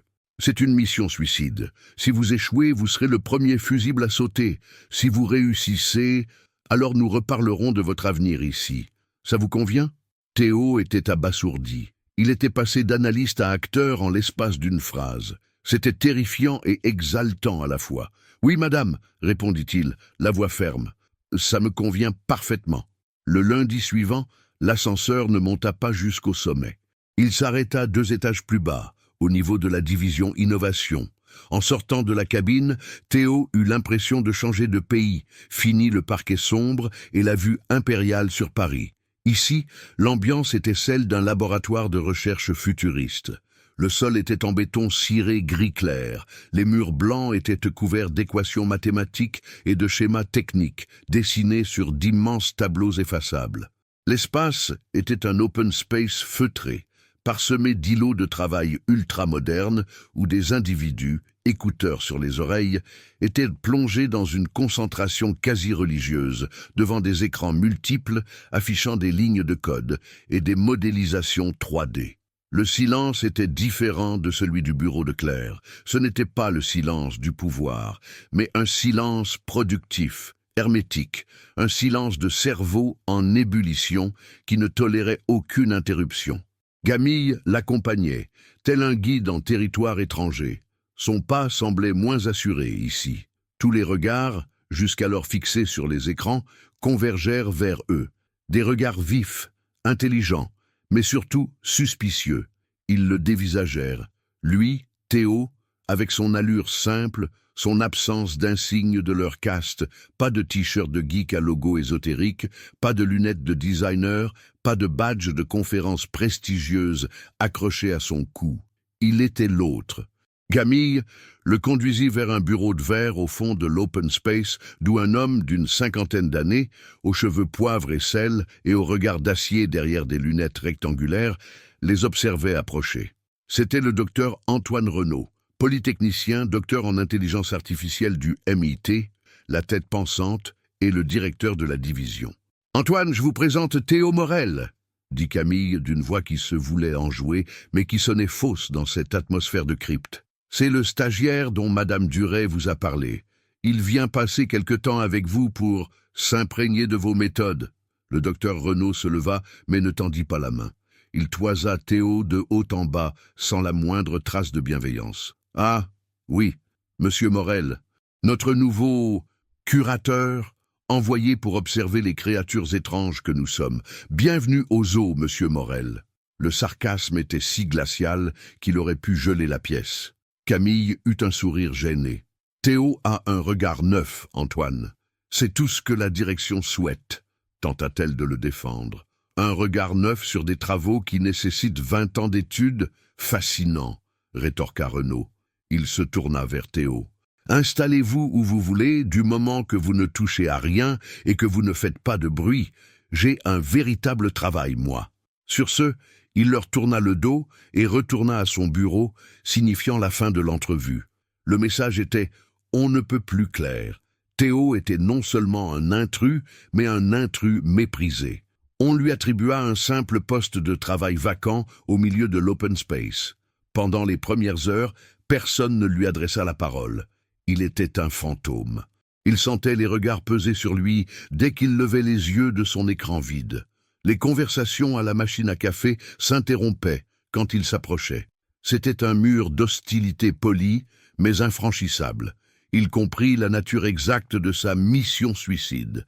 Claire ne lui avait pas seulement demandé de changer une culture d'entreprise, elle lui avait demandé de percer une forteresse intellectuelle de l'intérieur, seule et sans armes. Son carte blanche ne valait rien face au mépris de ses sommités. Plutôt que de rester assis à ne rien faire, il se mit à observer, comme elle le lui avait demandé.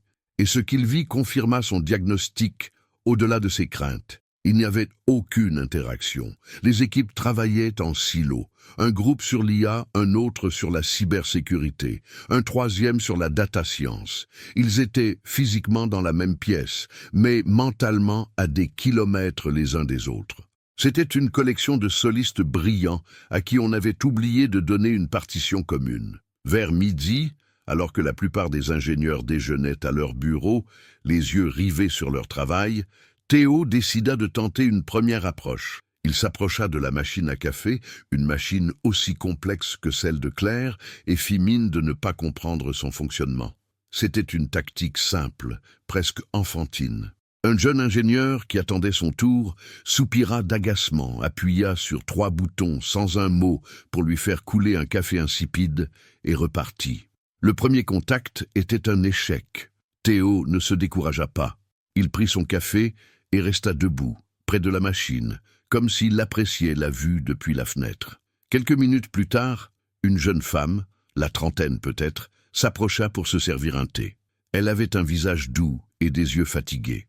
Elle jeta un coup d'œil prudent vers Théo. « N'en buvez pas, leur café est atroce », dit-elle à voix basse, presque un murmure. « La machine est conçue par des ingénieurs pour des ingénieurs. Ils ont oublié le goût. » Théo eut un sourire. « Je commence à comprendre que c'est un peu le problème de tout l'étage. » La jeune femme écarquilla les yeux, surprise par sa franchise, puis un petit sourire complice éclaira son visage. Elle jeta un regard par-dessus son épaule pour s'assurer que personne n'écoutait. « Vous comprenez vite, » admit-elle. Elle lui tendit la main. « Je suis Éléonore. Je travaille sur l'analyse prédictive. »« Théo, j'observe. J'ai entendu dire ça, » dit-elle, son sourire s'effaçant un peu, remplacé par de la curiosité. « C'est vrai ce qu'on raconte, que vous êtes le protégé de la grande dame ?» Le surnom de Claire fit tiquer Théo. « Je ne suis le protégé de personne. Je suis juste un stagiaire. Un stagiaire que le docteur Renaud regarde comme s'il allait lui voler ses équations. On n'a jamais vu ça. Qu'est-ce que vous venez faire ici, au juste? Vraiment ?» Son ton n'était pas hostile. Il était sincèrement curieux. Elle semblait différente des autres, peut-être aussi fatiguée par ce système qu'elle le décrivait. Avant que Théo ne puisse répondre, le docteur Renaud sortit de son bureau et foudroya Éléonore du regard. La jeune femme blêmit, attrapa sa tasse de thé et retourna à sa place en vitesse. « Désolée, je dois y aller », glissa-t-elle, mettant fin à la conversation. Théo resta seul. Il avait eu un contact, un seul, fragile, mais réel. Il avait aussi compris que la peur régnait ici, la peur du jugement du chef. De retour à son bureau, un nouvel email l'attendait. L'expéditeur, Claire Duret. Il n'y avait pas d'objet, juste une phrase dans le corps du message. « Ils ne vous feront pas de cadeau. Je n'en ferai pas non plus. Ne me décevez pas. » Le message était d'une clarté glaciale. Elle savait exactement ce qui se passait. Elle l'observait, même de loin. La pression monta d'un cran. Ce n'était plus un simple défi professionnel. C'était un test de caractère, le plus difficile de sa vie. Il regarda autour de lui. Le mur du silence s'était reformé, encore plus dense qu'avant. Il comprit que son travail n'était pas de parler de code ou d'algorithme. Son travail était de comprendre les gens. Et c'était infiniment plus complexe. Les jours suivants s'écoulèrent dans une monotonie glaciale. Théo arrivait le premier, repartait le dernier, passant ses journées à éplucher la documentation interne des projets en cours. C'était son prétexte officiel. En réalité, il observait. Il apprenait les noms, les habitudes, les dynamiques invisibles. Il avait compris qu'une attaque frontale serait un suicide. Il devait trouver une fissure, une brèche dans la muraille, aussi minuscule soit-elle. Son unique conversation avec Éléonore lui avait donné sa première piste, le café. Ce détail anodin, ce problème trivial que tous subissaient en silence, était devenu son obsession stratégique. C'était un symbole de tout ce qui n'allait pas ici. Un outil sophistiqué, mais un résultat décevant, car personne ne prenait la peine de s'y intéresser collectivement. Un soir, alors que l'étage était désert, il s'approcha de la fameuse machine. C'était une merveille d'ingénierie suisse, avec plus d'options qu'un cockpit d'avion. Sur son ordinateur portable, il avait téléchargé la notice technique de 150 pages. Pendant plus de 2 heures, dans le silence de l'étage seulement troublé par le ronronnement des serveurs, il se livra à une séance de rétro-ingénierie. Il étudia les paramètres, la température de l'eau, le temps d'infusion, la finesse de la mouture, la pression. C'était un problème d'optimisation, un défi de programmation appliqué au monde réel. C'était un langage qu'il comprenait. Il découvrit que les grains de café utilisés, bien que hors de prix, étaient totalement inadaptés au réglage par défaut de la machine. Il trouva les codes d'accès au menu de service, protégés par un mot de passe ridicule. Password 123. Un sourire las se dessina sur son visage. Ces génies de la cybersécurité protégeaient des milliards de données pour leurs clients, mais pas leur propre machine à café. C'était l'illustration parfaite de leur déconnexion. Avec une précision méticuleuse, il recalibra l'ensemble du processus. Il ne visait pas la perfection, juste l'amélioration sensible, juste un café buvable. Le lendemain matin, il arriva avec un petit sac en papier craft sous le bras.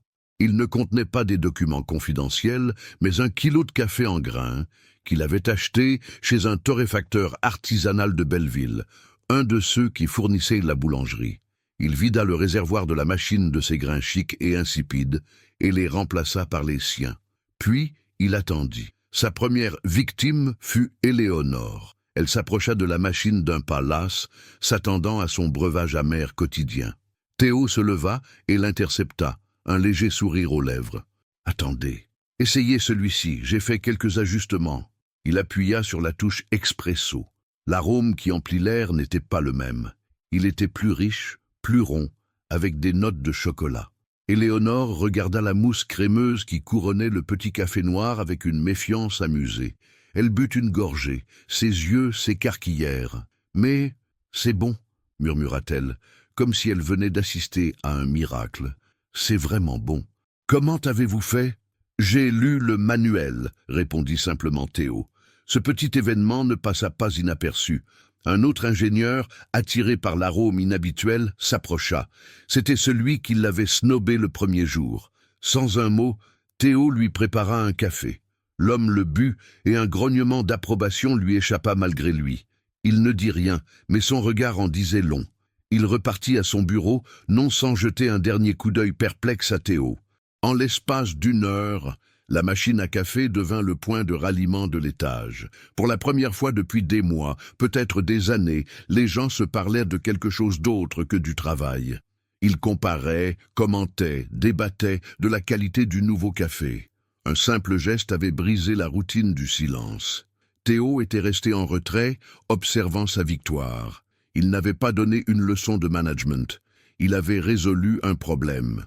Un problème tangible qui améliorait leur quotidien à tous. Il venait de leur prouver sa valeur, non pas avec des mots, mais avec des actes. Bien sûr, cela attira l'attention du dragon. Le docteur Renaud sortit de son bureau en fin de matinée, intrigué par l'attroupement inhabituel. Son regard tomba sur la scène, sur les visages de ces ingénieurs légèrement plus détendus, une tasse à la main. Il s'approcha, le visage fermé. « Que se passe-t-il ici ? Vous n'avez pas de travail ?» lança-t-il, sa voix faisant retomber le silence. Éléonore, enhardie par le café ou par un sursaut de courage, répondit « Théo a réparé la machine, Antoine. Le café est excellent. » Renaud tourna son regard glacial vers Théo. « C'est donc ça, votre regard neuf ? Le service de maintenance? C'est pour ça que Madame Duret vous paie? Pour jouer au barista ?» L'humiliation était publique. Théo sentit le sang affluer à ses joues. Il aurait pu se recroqueviller, s'excuser, mais l'image de Claire lui disant « Ne me décevez pas » lui traversa l'esprit. Il redressa les épaules et soutint le regard du directeur. « Je ne suis pas payé pour faire le café, docteur Renaud. Je suis payé pour observer et identifier les points de friction, » dit-il, sa voix calme et posée, contrastant avec la colère froide de son interlocuteur. Le café était un point de friction. C'était un problème simple que tout le monde ici subissait sans rien faire, alors que vous avez parmi vous les esprits les plus brillants du pays. Alors oui, j'ai commencé par là. Il marqua une pause, laissant ses mots porter. Parfois, pour résoudre les problèmes les plus complexes, il faut d'abord prouver qu'on est capable de se mettre d'accord pour résoudre les plus simples. C'était juste une démonstration. La réplique audacieuse et d'une logique implacable laissa Renaud sans voix. Il n'avait pas attaqué l'homme, mais le système. Il n'avait pas été irrespectueux, mais factuel. L'équipe, silencieuse, observait l'échange comme une partie d'échec. Le docteur Renaud, déstabilisé par cette réponse inattendue, serra la mâchoire. Il ne trouva rien à répondre qui ne l'aurait fait paraître ridicule. Il jeta un dernier regard furieux à Théo, fit volte-face et retourna s'enfermer dans son bureau. Théo resta debout près de la machine, le cœur battant la chamade. Le silence revint, mais ce n'était plus le même. Il n'était plus chargé d'hostilité, mais de respect mêlé d'étonnement. Quand il retourna à son bureau, il croisa le regard d'Éléonore. Elle lui fit un discret pouce levé. Plusieurs autres de ses nouveaux collègues hochèrent imperceptiblement la tête dans sa direction. Il n'était plus l'espion de la patronne.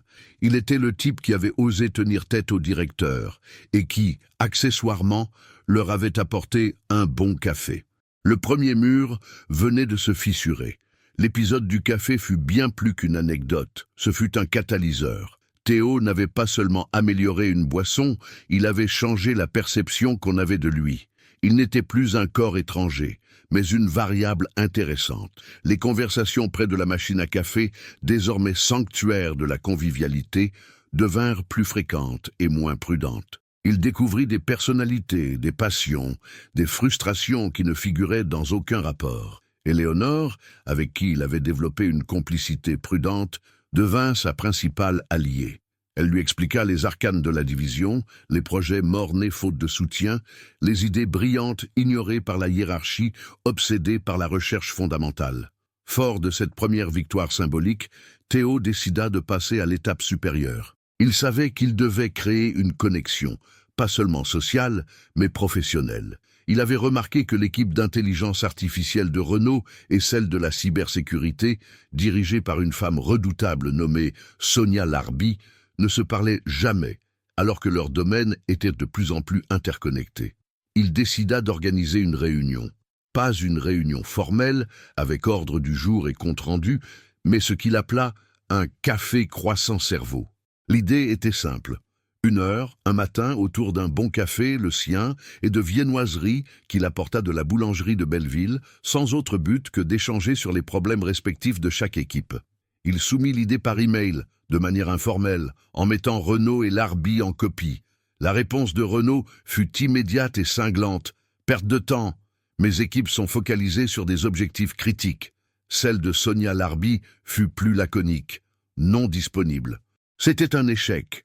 Théo se sentit découragé. Il était peut-être allé trop vite, mais le soir même, en consultant ses emails avant de partir, il vit un message discret d'Éléonore. « L'idée est bonne, mais l'invitation venait de toi. Renaud ne peut pas accepter de suivre l'initiative d'un stagiaire. C'est une question d'ego. » Ce message fut une révélation. Il ne se battait pas contre la logique, mais contre l'orgueil. Le lendemain, il changea de tactique. Il passa du temps avec un jeune développeur de l'équipe de Sonia Larbi, un prodige du hacking éthique nommé Kevin. Il l'écouta parler de ses frustrations, notamment d'un nouveau type de phishing ultra sophistiqué que les systèmes actuels peinaient à détecter. Puis, il alla voir un membre de l'équipe de Renaud, un spécialiste du machine learning nommé Luc.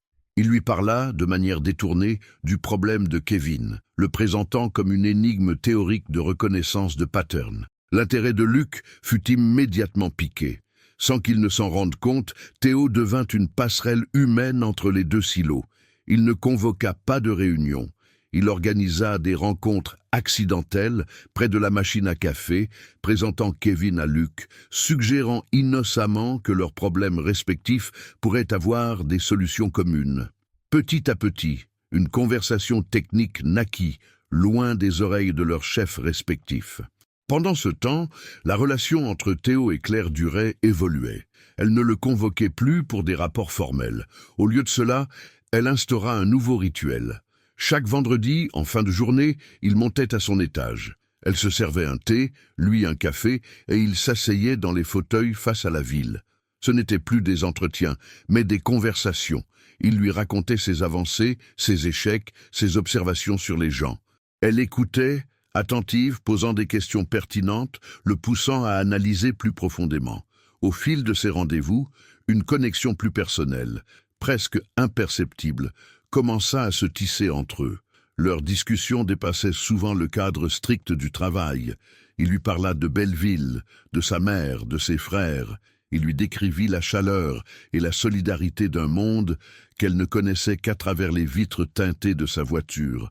En retour, Claire, par petites touches, laissait entrevoir des bribes de sa propre solitude. « Vous savez, Théo, lui dit-elle un soir, en regardant la tour Eiffel s'illuminer, quand vous construisez quelque chose d'aussi grand que Delcourt Solutions, vous devenez vous-même une forteresse. Les gens vous voient comme une fonction, une PDG, une machine à décision. Ils oublient qu'il y a une personne à l'intérieur. Ces moments de vulnérabilité étaient rares et fugaces, mais ils touchaient profondément Théo. Il commençait à voir au-delà de la PDG implacable. Il voyait une femme qui avait sacrifié une partie d'elle-même sur l'autel de son ambition. Il se sentait de plus en plus protecteur, non pas envers sa patronne, mais envers cette personne qu'il devinait sous l'armure. Et Claire, de son côté, était fascinée. Théo n'était pas comme les hommes de son milieu. Il n'était pas impressionné par son pouvoir, il n'essayait pas de la séduire par calcul. Il la regardait comme une égale, avec une franchise et une gentillesse qui la désarmaient. Il lui parlait de code avec la même passion que de la recette de la baguette tradition. Il était vrai, une qualité qu'elle avait cessé d'espérer trouver chez quiconque. Un jour, un incident précipita les choses au sein de la division innovation. Un client majeur de l'entreprise fut la cible de cette attaque de phishing que Kevin avait identifiée. Le système de sécurité de Delcourt Solutions fut pris de court. La crise était majeure, l'image de l'entreprise était en jeu. Sonia Larbi et ses équipes étaient sur le pied de guerre, mais ils piétinaient. C'est alors que Luc, le spécialiste en machine learning, se rendit dans le bureau de Sonia. C'était un acte de défiance inouï envers son propre chef, le docteur Renaud. Poussé par Théo et Éléonore en coulisses, il alla proposer une solution, utiliser un algorithme d'apprentissage non supervisé qu'il développait pour identifier les emails frauduleux, non pas sur la base de leur contenu, mais sur celle de schémas comportementaux anormaux. Sonia Larbi, pragmatique et désespérée, accepta de l'écouter. La collaboration non officielle entre les deux équipes s'intensifia. Théo transforma la salle de pause en QG de crise officieux, apportant café, nourriture et faisant le lien, traduisant les besoins des uns dans le langage des autres. Il n'écrivit pas une seule ligne de code. Il était le liant, le catalyseur qui rendait la réaction chimique possible. En 48 heures de travail acharné, ils développèrent un prototype de filtre qui parvint à bloquer la quasi-totalité des nouvelles tentatives d'hameçonnage. C'était une victoire spectaculaire, née du chaos et de la désobéissance. Une victoire que ni Renaud ni Larbi n'avaient pu obtenir seuls. Une victoire orchestrée discrètement par le stagiaire barista. La nouvelle remonta jusqu'à Claire. Ce soir-là, elle ne l'attendit pas pour leur conversation du vendredi. Elle descendit elle-même à l'étage des innovations, un acte sans précédent. Elle trouva Théo, épuisé mais souriant, au milieu des ingénieurs qui célébraient discrètement leur succès autour de pizzas commandées à la hâte. Son regard croisa celui de Théo. Il n'y avait plus de hiérarchie, juste de la fierté et une gratitude silencieuse. Et dans ce regard partagé, quelque chose de plus profond, une étincelle de complicité qui commençait à ressembler dangereusement à de l'affection. La victoire contre la cyberattaque ne fut pas célébrée par des communiqués de presse ou des mémos internes. Sa résonance fut plus profonde, plus subtile. Elle se manifesta dans le changement d'atmosphère à l'étage des innovations. Le mur de glace s'était transformé en une membrane poreuse. On ne regardait plus Théo comme un espion, mais comme une sorte de talisman. Le type étrange qui avait réussi à les faire gagner en équipe.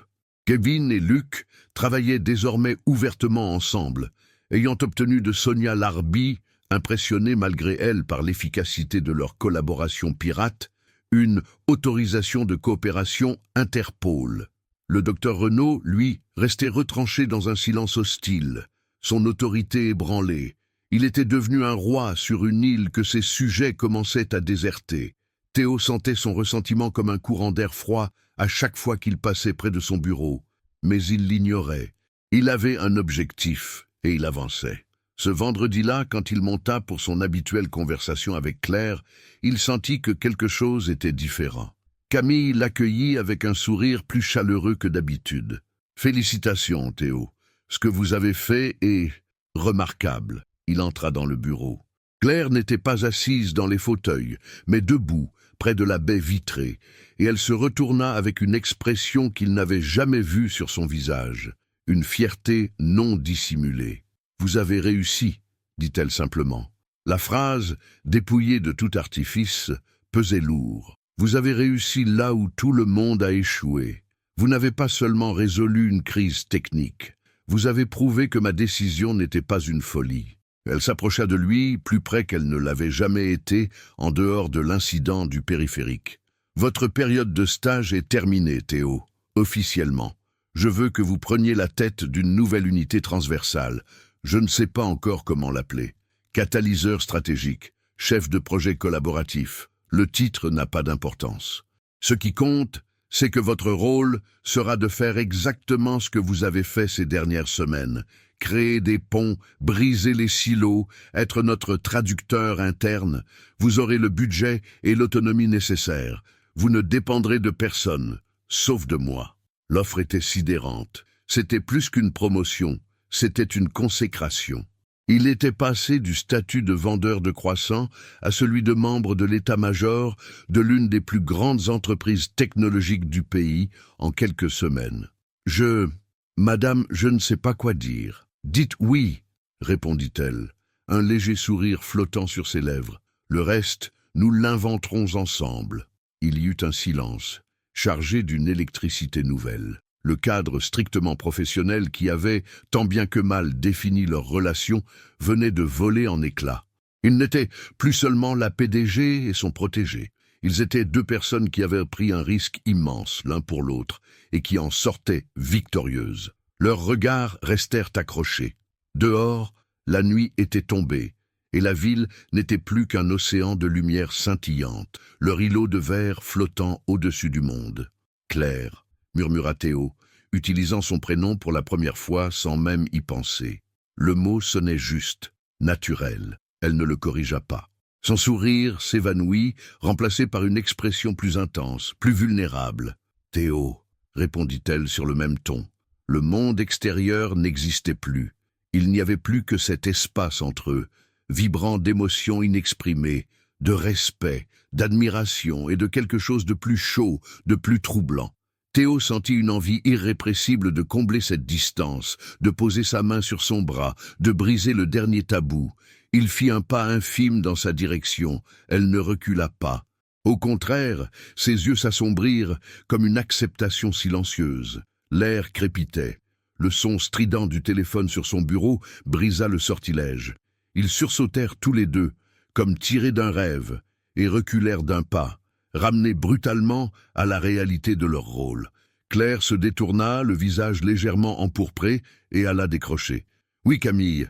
Qu'y a-t-il? Faites-le entrer. » Elle reposa le combiné, son masque de PDG se remettant en place, avec une rapidité déconcertante, bien qu'une faille, une légère nervosité, resta visible. « C'est Christian Dubois. Il insiste pour me voir. Je pense que vous devriez partir, Théo.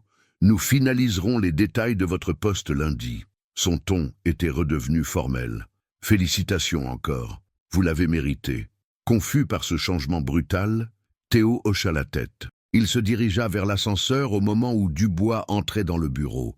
L'homme lui lança un regard chargé de venin et de triomphe malsain.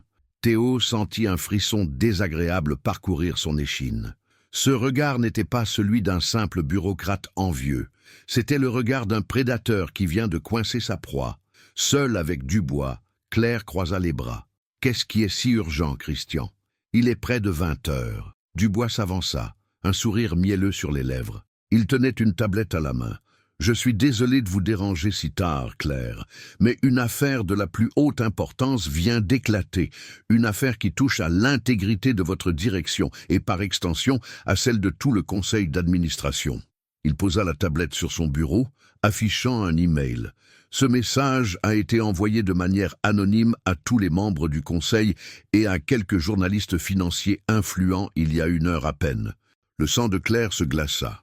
Elle lut les quelques lignes. Les mots étaient soigneusement choisis. Assassin, favoritisme, relations inappropriées, abus de pouvoir, promotion fulgurante et injustifiée d'un employé sans qualification, risque de réputation majeure. L'email décrivait avec une précision venimeuse comment Théo Morel, un jeune homme sans diplôme ni expérience, avait été catapulté à un poste stratégique après une rencontre fortuite avec la PDG. Chaque fait était techniquement correct, mais assemblé de la manière la plus diffamatoire possible. C'était un coup de poignard parfaitement exécuté. « C'est ridicule !» cracha Claire, bien que son cœur se soit mis à battre violemment. C'est l'œuvre d'un lâche et d'un jaloux. Peut-être, concéda Dubois, savourant sa victoire. Mais la perception est tout. Vous le savez mieux que moi. Le mal est fait. Plusieurs membres du conseil m'ont déjà appelé très préoccupé. Ils demandent une réunion d'urgence. Ils suggèrent que pour étouffer le scandale avant qu'il ne prenne de l'ampleur, une solution simple et rapide s'impose. Il marqua une pause, la laissant deviner la suite. Il faut se séparer de M. Morel, immédiatement, prouver qu'il ne s'agissait que d'une expérience à court terme et que la direction reconnaît son erreur de jugement. Claire sentit le sol se dérober sous ses pieds. Le piège était parfait. Si elle défendait Théo, elle ne ferait qu'alimenter les rumeurs de relations personnelles, mettant sa propre position en péril face à ses rivaux du conseil. Si elle le renvoyait, elle le sacrifierait injustement, perdrait l'un de ses meilleurs éléments et, pire que tout, se trahirait elle-même. Dubois avait gagné. Elle était coincée. Le monde qu'elle avait bâti avec tant de force et de sacrifice était en train de se retourner contre elle, utilisant sa seule parcelle de sincérité et d'humanité comme une arme pour la détruire. Le week-end qui suivit fut pour Théo un étrange mélange d'euphorie et d'appréhension. Il avait raconté sa promotion à sa mère et à ses frères, provoquant une explosion de joie dans le petit appartement de Belleville.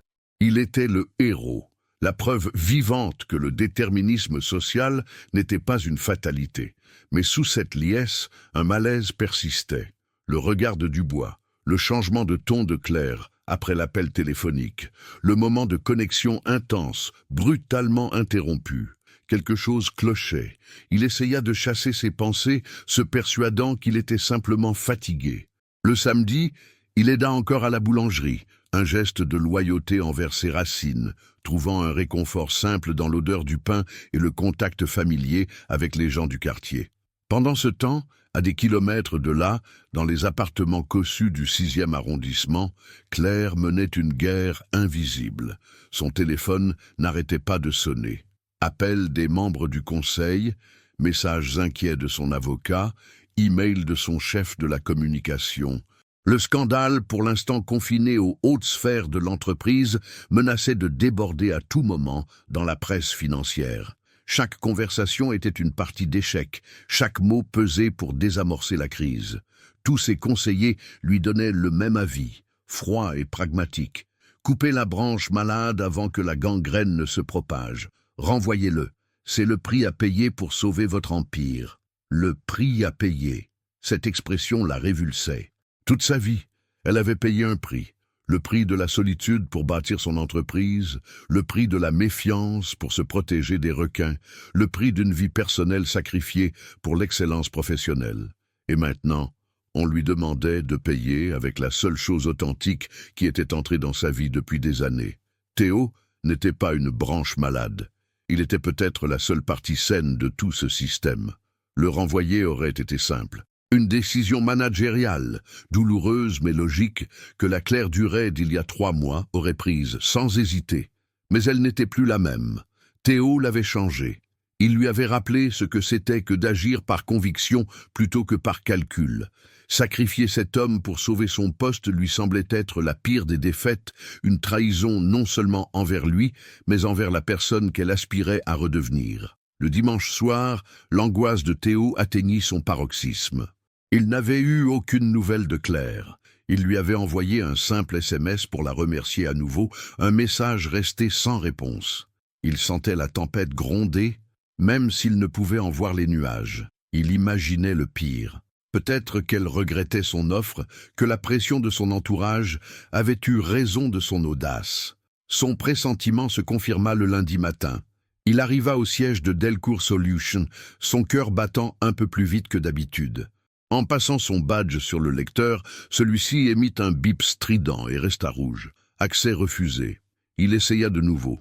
Même résultat.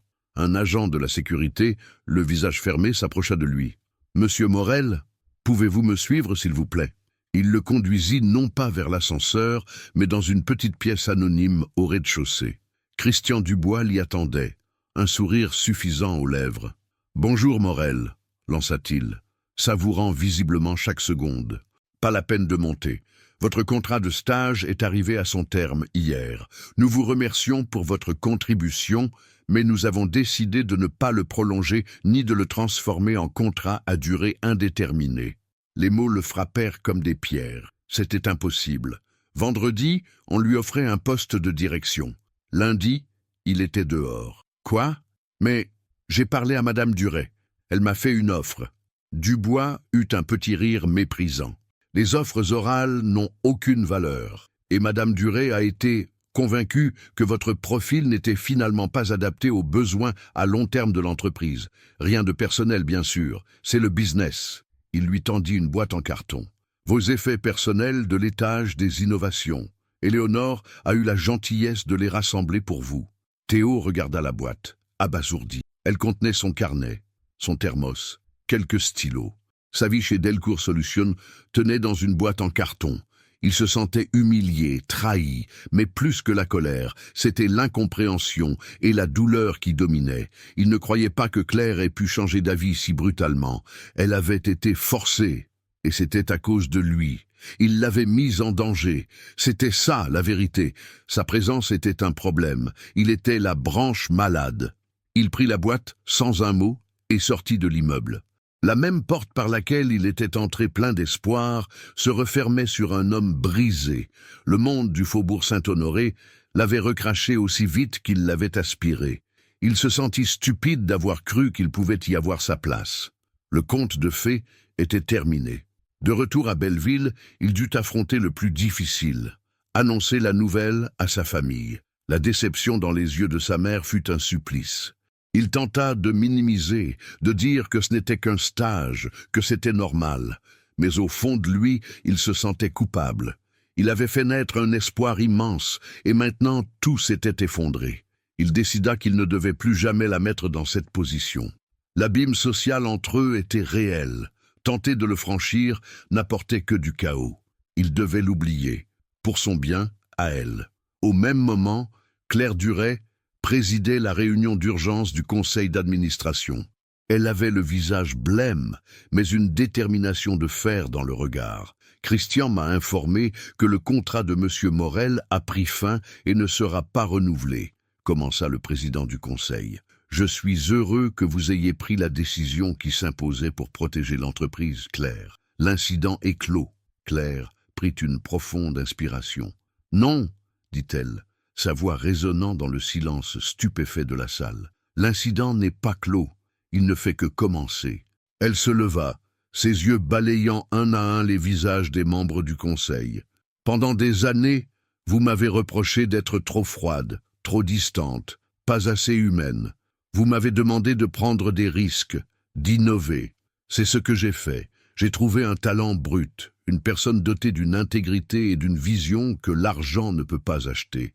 Un homme qui a plus fait pour cette entreprise en quelques semaines que certains départements en plusieurs années. Et votre seule réaction face à cette nouveauté est la peur. La peur alimentée par une campagne de calomnie anonyme, probablement orchestrée depuis cette salle. Son regard se posa sur Dubois qui blêmit. « Vous voulez que je sacrifie l'excellence et l'intégrité pour calmer des rumeurs. C'est le contraire de tout ce que Delcourt Solutions est censé représenter. Ce n'est pas la direction que je veux prendre. » Elle marqua une pause, laissant le poids de ses paroles s'installer. « Il est évident que nous n'avons plus la même vision pour l'avenir de cette société. En conséquence, je vous annonce ma décision de démissionner de mon poste de présidente directrice générale avec effet immédiat. » Le choc fut total. Un murmure d'incrédulité parcourut la salle. Claire Duret, la femme qui était Delcourt Solutions, venait de tout abandonner. « J'ai construit cette entreprise sur des valeurs fortes, » conclut-elle, sa voix ne tremblant pas. « Le jour où je suis forcé de trahir ces valeurs pour conserver mon titre, c'est que le titre ne vaut plus rien à mes yeux. » Elle ramassa ses affaires, tourna le dos à la table du conseil, au visage abasourdi de ceux qui pensaient la tenir, et quitta la pièce, la tête haute. Pour la première fois de sa vie, elle venait de choisir une personne plutôt que son empire. Elle avait perdu une entreprise, mais elle avait peut-être gagné son âme. Elle ne savait pas si elle reverrait Théo, mais elle savait une chose. Le vide qu'elle sentait en elle depuis si longtemps avait enfin disparu. Une semaine s'écoula. Une semaine durant laquelle le monde avait continué de tourner, mais celui de Théo s'était arrêté de respirer. Chaque matin, il se levait avant l'aube, enfilait son tablier blanc et retournait à la boulangerie. Il retrouvait les gestes familiers, pétrir, enfourner, servir. Il s'immergeait dans le travail physique jusqu'à l'épuisement, espérant que la fatigue musculaire chasserait le vide qui s'était installé dans sa poitrine. L'épisode Delcourt Solutions lui semblait déjà appartenir à une autre vie, à un rêve fiévreux et lointain. Il s'était interdit de chercher le nom de Claire sur Internet, de lire les journaux économiques. C'était un mécanisme de défense, un mur qu'il construisait brique par brique autour de son cœur pour se protéger de la douleur de la chute. Il s'était convaincu qu'il n'avait été qu'un divertissement, une expérience exotique pour une femme qui avait tout. Et quand l'expérience avait tourné au vinaigre, elle l'avait jeté sans un regard en arrière. C'était la seule explication logique, la seule qui préservait un semblant d'ordre dans un univers qui n'avait plus aucun sens. Ce samedi matin-là, la boulangerie bourdonnait de son habituelle effervescence. Le bruit des conversations se mêlait au froissement des sacs en papier et à l'odeur réconfortante des viennoiseries chaudes. Théo servait les clients avec un sourire mécanique, son esprit ailleurs. Il tendait une baguette tradition à Madame Martin quand la clochette de la porte d'entrée tinta. Il ne leva pas les yeux tout de suite, occupé à rendre la monnaie. « Et avec ceci » demanda-t-il d'une voix neutre. Personne ne répondit. Un silence étrange tomba sur la file d'attente. Intrigué, Théo releva la tête, et il la vit. Claire Duret se tenait là, au milieu de la petite boutique. Elle ne portait ni tailleur de puissance, ni vêtements de créateur. Juste un jean simple, un pull en cachemire de couleur crème et un long manteau sombre. Ses cheveux n'étaient pas tirés en un chignon strict, mais tombaient librement sur ses épaules. Elle semblait plus jeune, moins intimidante et en même temps infiniment plus présente. Elle était un anachronisme magnifique dans ce décor populaire, une figure d'un autre monde qui venait de franchir une frontière invisible. Tous les clients la dévisageaient, sentant confusément qu'elle n'était pas là pour acheter un croissant. Le cœur de Théo s'arrêta, puis se mit à battre avec une violence assourdissante. La colère, la douleur, la tristesse, tout ce qu'il avait tenté d'enfouir remonta à la surface en une vague déferlante. Il la fixa, le visage fermé, les poings serrés sur le comptoir. Son patron, M. Pagnol, un homme rond et jovial, s'approcha. « Bonjour, madame. On s'occupe de vous ? Je suis venu voir Théo, » dit-elle, sa voix douce mais claire, ne le quittant pas des yeux. Ce fut comme si un projecteur venait de se braquer sur lui. Théo sentit le regard de tout le quartier sur ses épaules. « Je travaille, » répondit-il d'un ton sec, se détournant pour servir le client suivant. Claire ne bougea pas. Elle attendit patiemment qu'il ait fini, endurant le poids des regards curieux, avec une dignité tranquille. Quand il n'eut plus personne à servir, Un silence tendu s'installa entre eux, par-dessus le comptoir jonché de miettes. « S'il te plaît », murmura-t-elle, utilisant le tutoiement pour la première fois. Le mot était une prière, une supplique qui franchit toutes ses défenses. Monsieur Pagnol, qui n'était pas né de la dernière pluie, comprit qu'il se passait quelque chose d'important. « Vas-y, mon grand », dit-il à Théo d'un ton paternel. « Prends ta pause, je m'en occupe. » Hésitant, Théo défit son tablier, le jeta sur une table et fit le tour du comptoir. Sans un mot, il lui fit signe de le suivre et la mena à l'arrière, dans la petite cour encombrée de sacs de farine vides et de casiers à bouteilles. Le bruit de la rue de Ménilmontant leur parvenait, assourdi. Il se retourna pour lui faire face, les bras croisés, une muraille vivante. « Qu'est-ce que vous faites ici ?» lança-t-il, la colère l'emportant. « Venir voir comment le petit gars de Belleville est retourné bien sagement dans sa case? Le spectacle vous plaît ?» Claire encaissa la violence des mots sans ciller. Elle méritait sa colère. Elle le laissa vider son sac. « Tu crois que c'est moi qui t'ai renvoyé, n'est-ce pas ?» dit-elle enfin, sa voix tremblant à peine. « Et tu crois que je t'ai utilisé et ensuite jeté? Qu'est-ce que je suis censé croire d'autre? Vendredi, vous me proposez le monde. Lundi, on me refuse l'accès et votre DRH me traite comme un criminel. Expliquez-moi la logique. » La logique, Théo, c'est que je ne suis plus la PDG de Delcourt Solutions. J'ai démissionné. L'information le frappa avec la force d'un coup de poing. Il la regarda, abasourdi, cherchant le mensonge, la manipulation. Mais il n'y avait dans ses yeux qu'une franchise totale. Démissionner, pourquoi? Parce qu'il voulait ta tête, expliqua-t-elle. Une plainte anonyme est arrivée au Conseil parlant de favoritisme, d'abus de pouvoir. Ils m'ont donné un ultimatum, te renvoyer pour étouffer le scandale ou faire face à une révolte du Conseil. Ils pensaient me tenir. Elle fit un pas vers lui, son regard se faisant plus intense. Elle voulait que je sacrifie la personne la plus talentueuse et la plus intègre que j'ai rencontrée depuis 10 ans pour sauver un titre. J'ai refusé. J'ai compris que mon titre ne valait plus rien si, pour le garder, je devais te trahir. Alors j'ai tout laissé tomber. Delcourt Solutions, le bureau, la voiture avec le pneu crevé, tout ça c'est fini. Théo resta sans voix. L'histoire qu'il s'était racontée, celle de la riche héritière se jouant du pauvre garçon, s'effondra en un instant. Elle n'avait pas sacrifié son pion. Elle avait sacrifié sa reine pour le protéger. Une vague d'émotions pures, un mélange de gratitude, de culpabilité et d'admiration le submergea. Les murs qu'il avait érigés s'écroulèrent. « Claire », souffla-t-il, son nom sonnant différemment, chargé d'un poids nouveau. « Vous, tu as fait ça ?»« Je l'ai fait pour moi », corrigea-t-elle. « Pour la personne que tu m'as aidé à retrouver.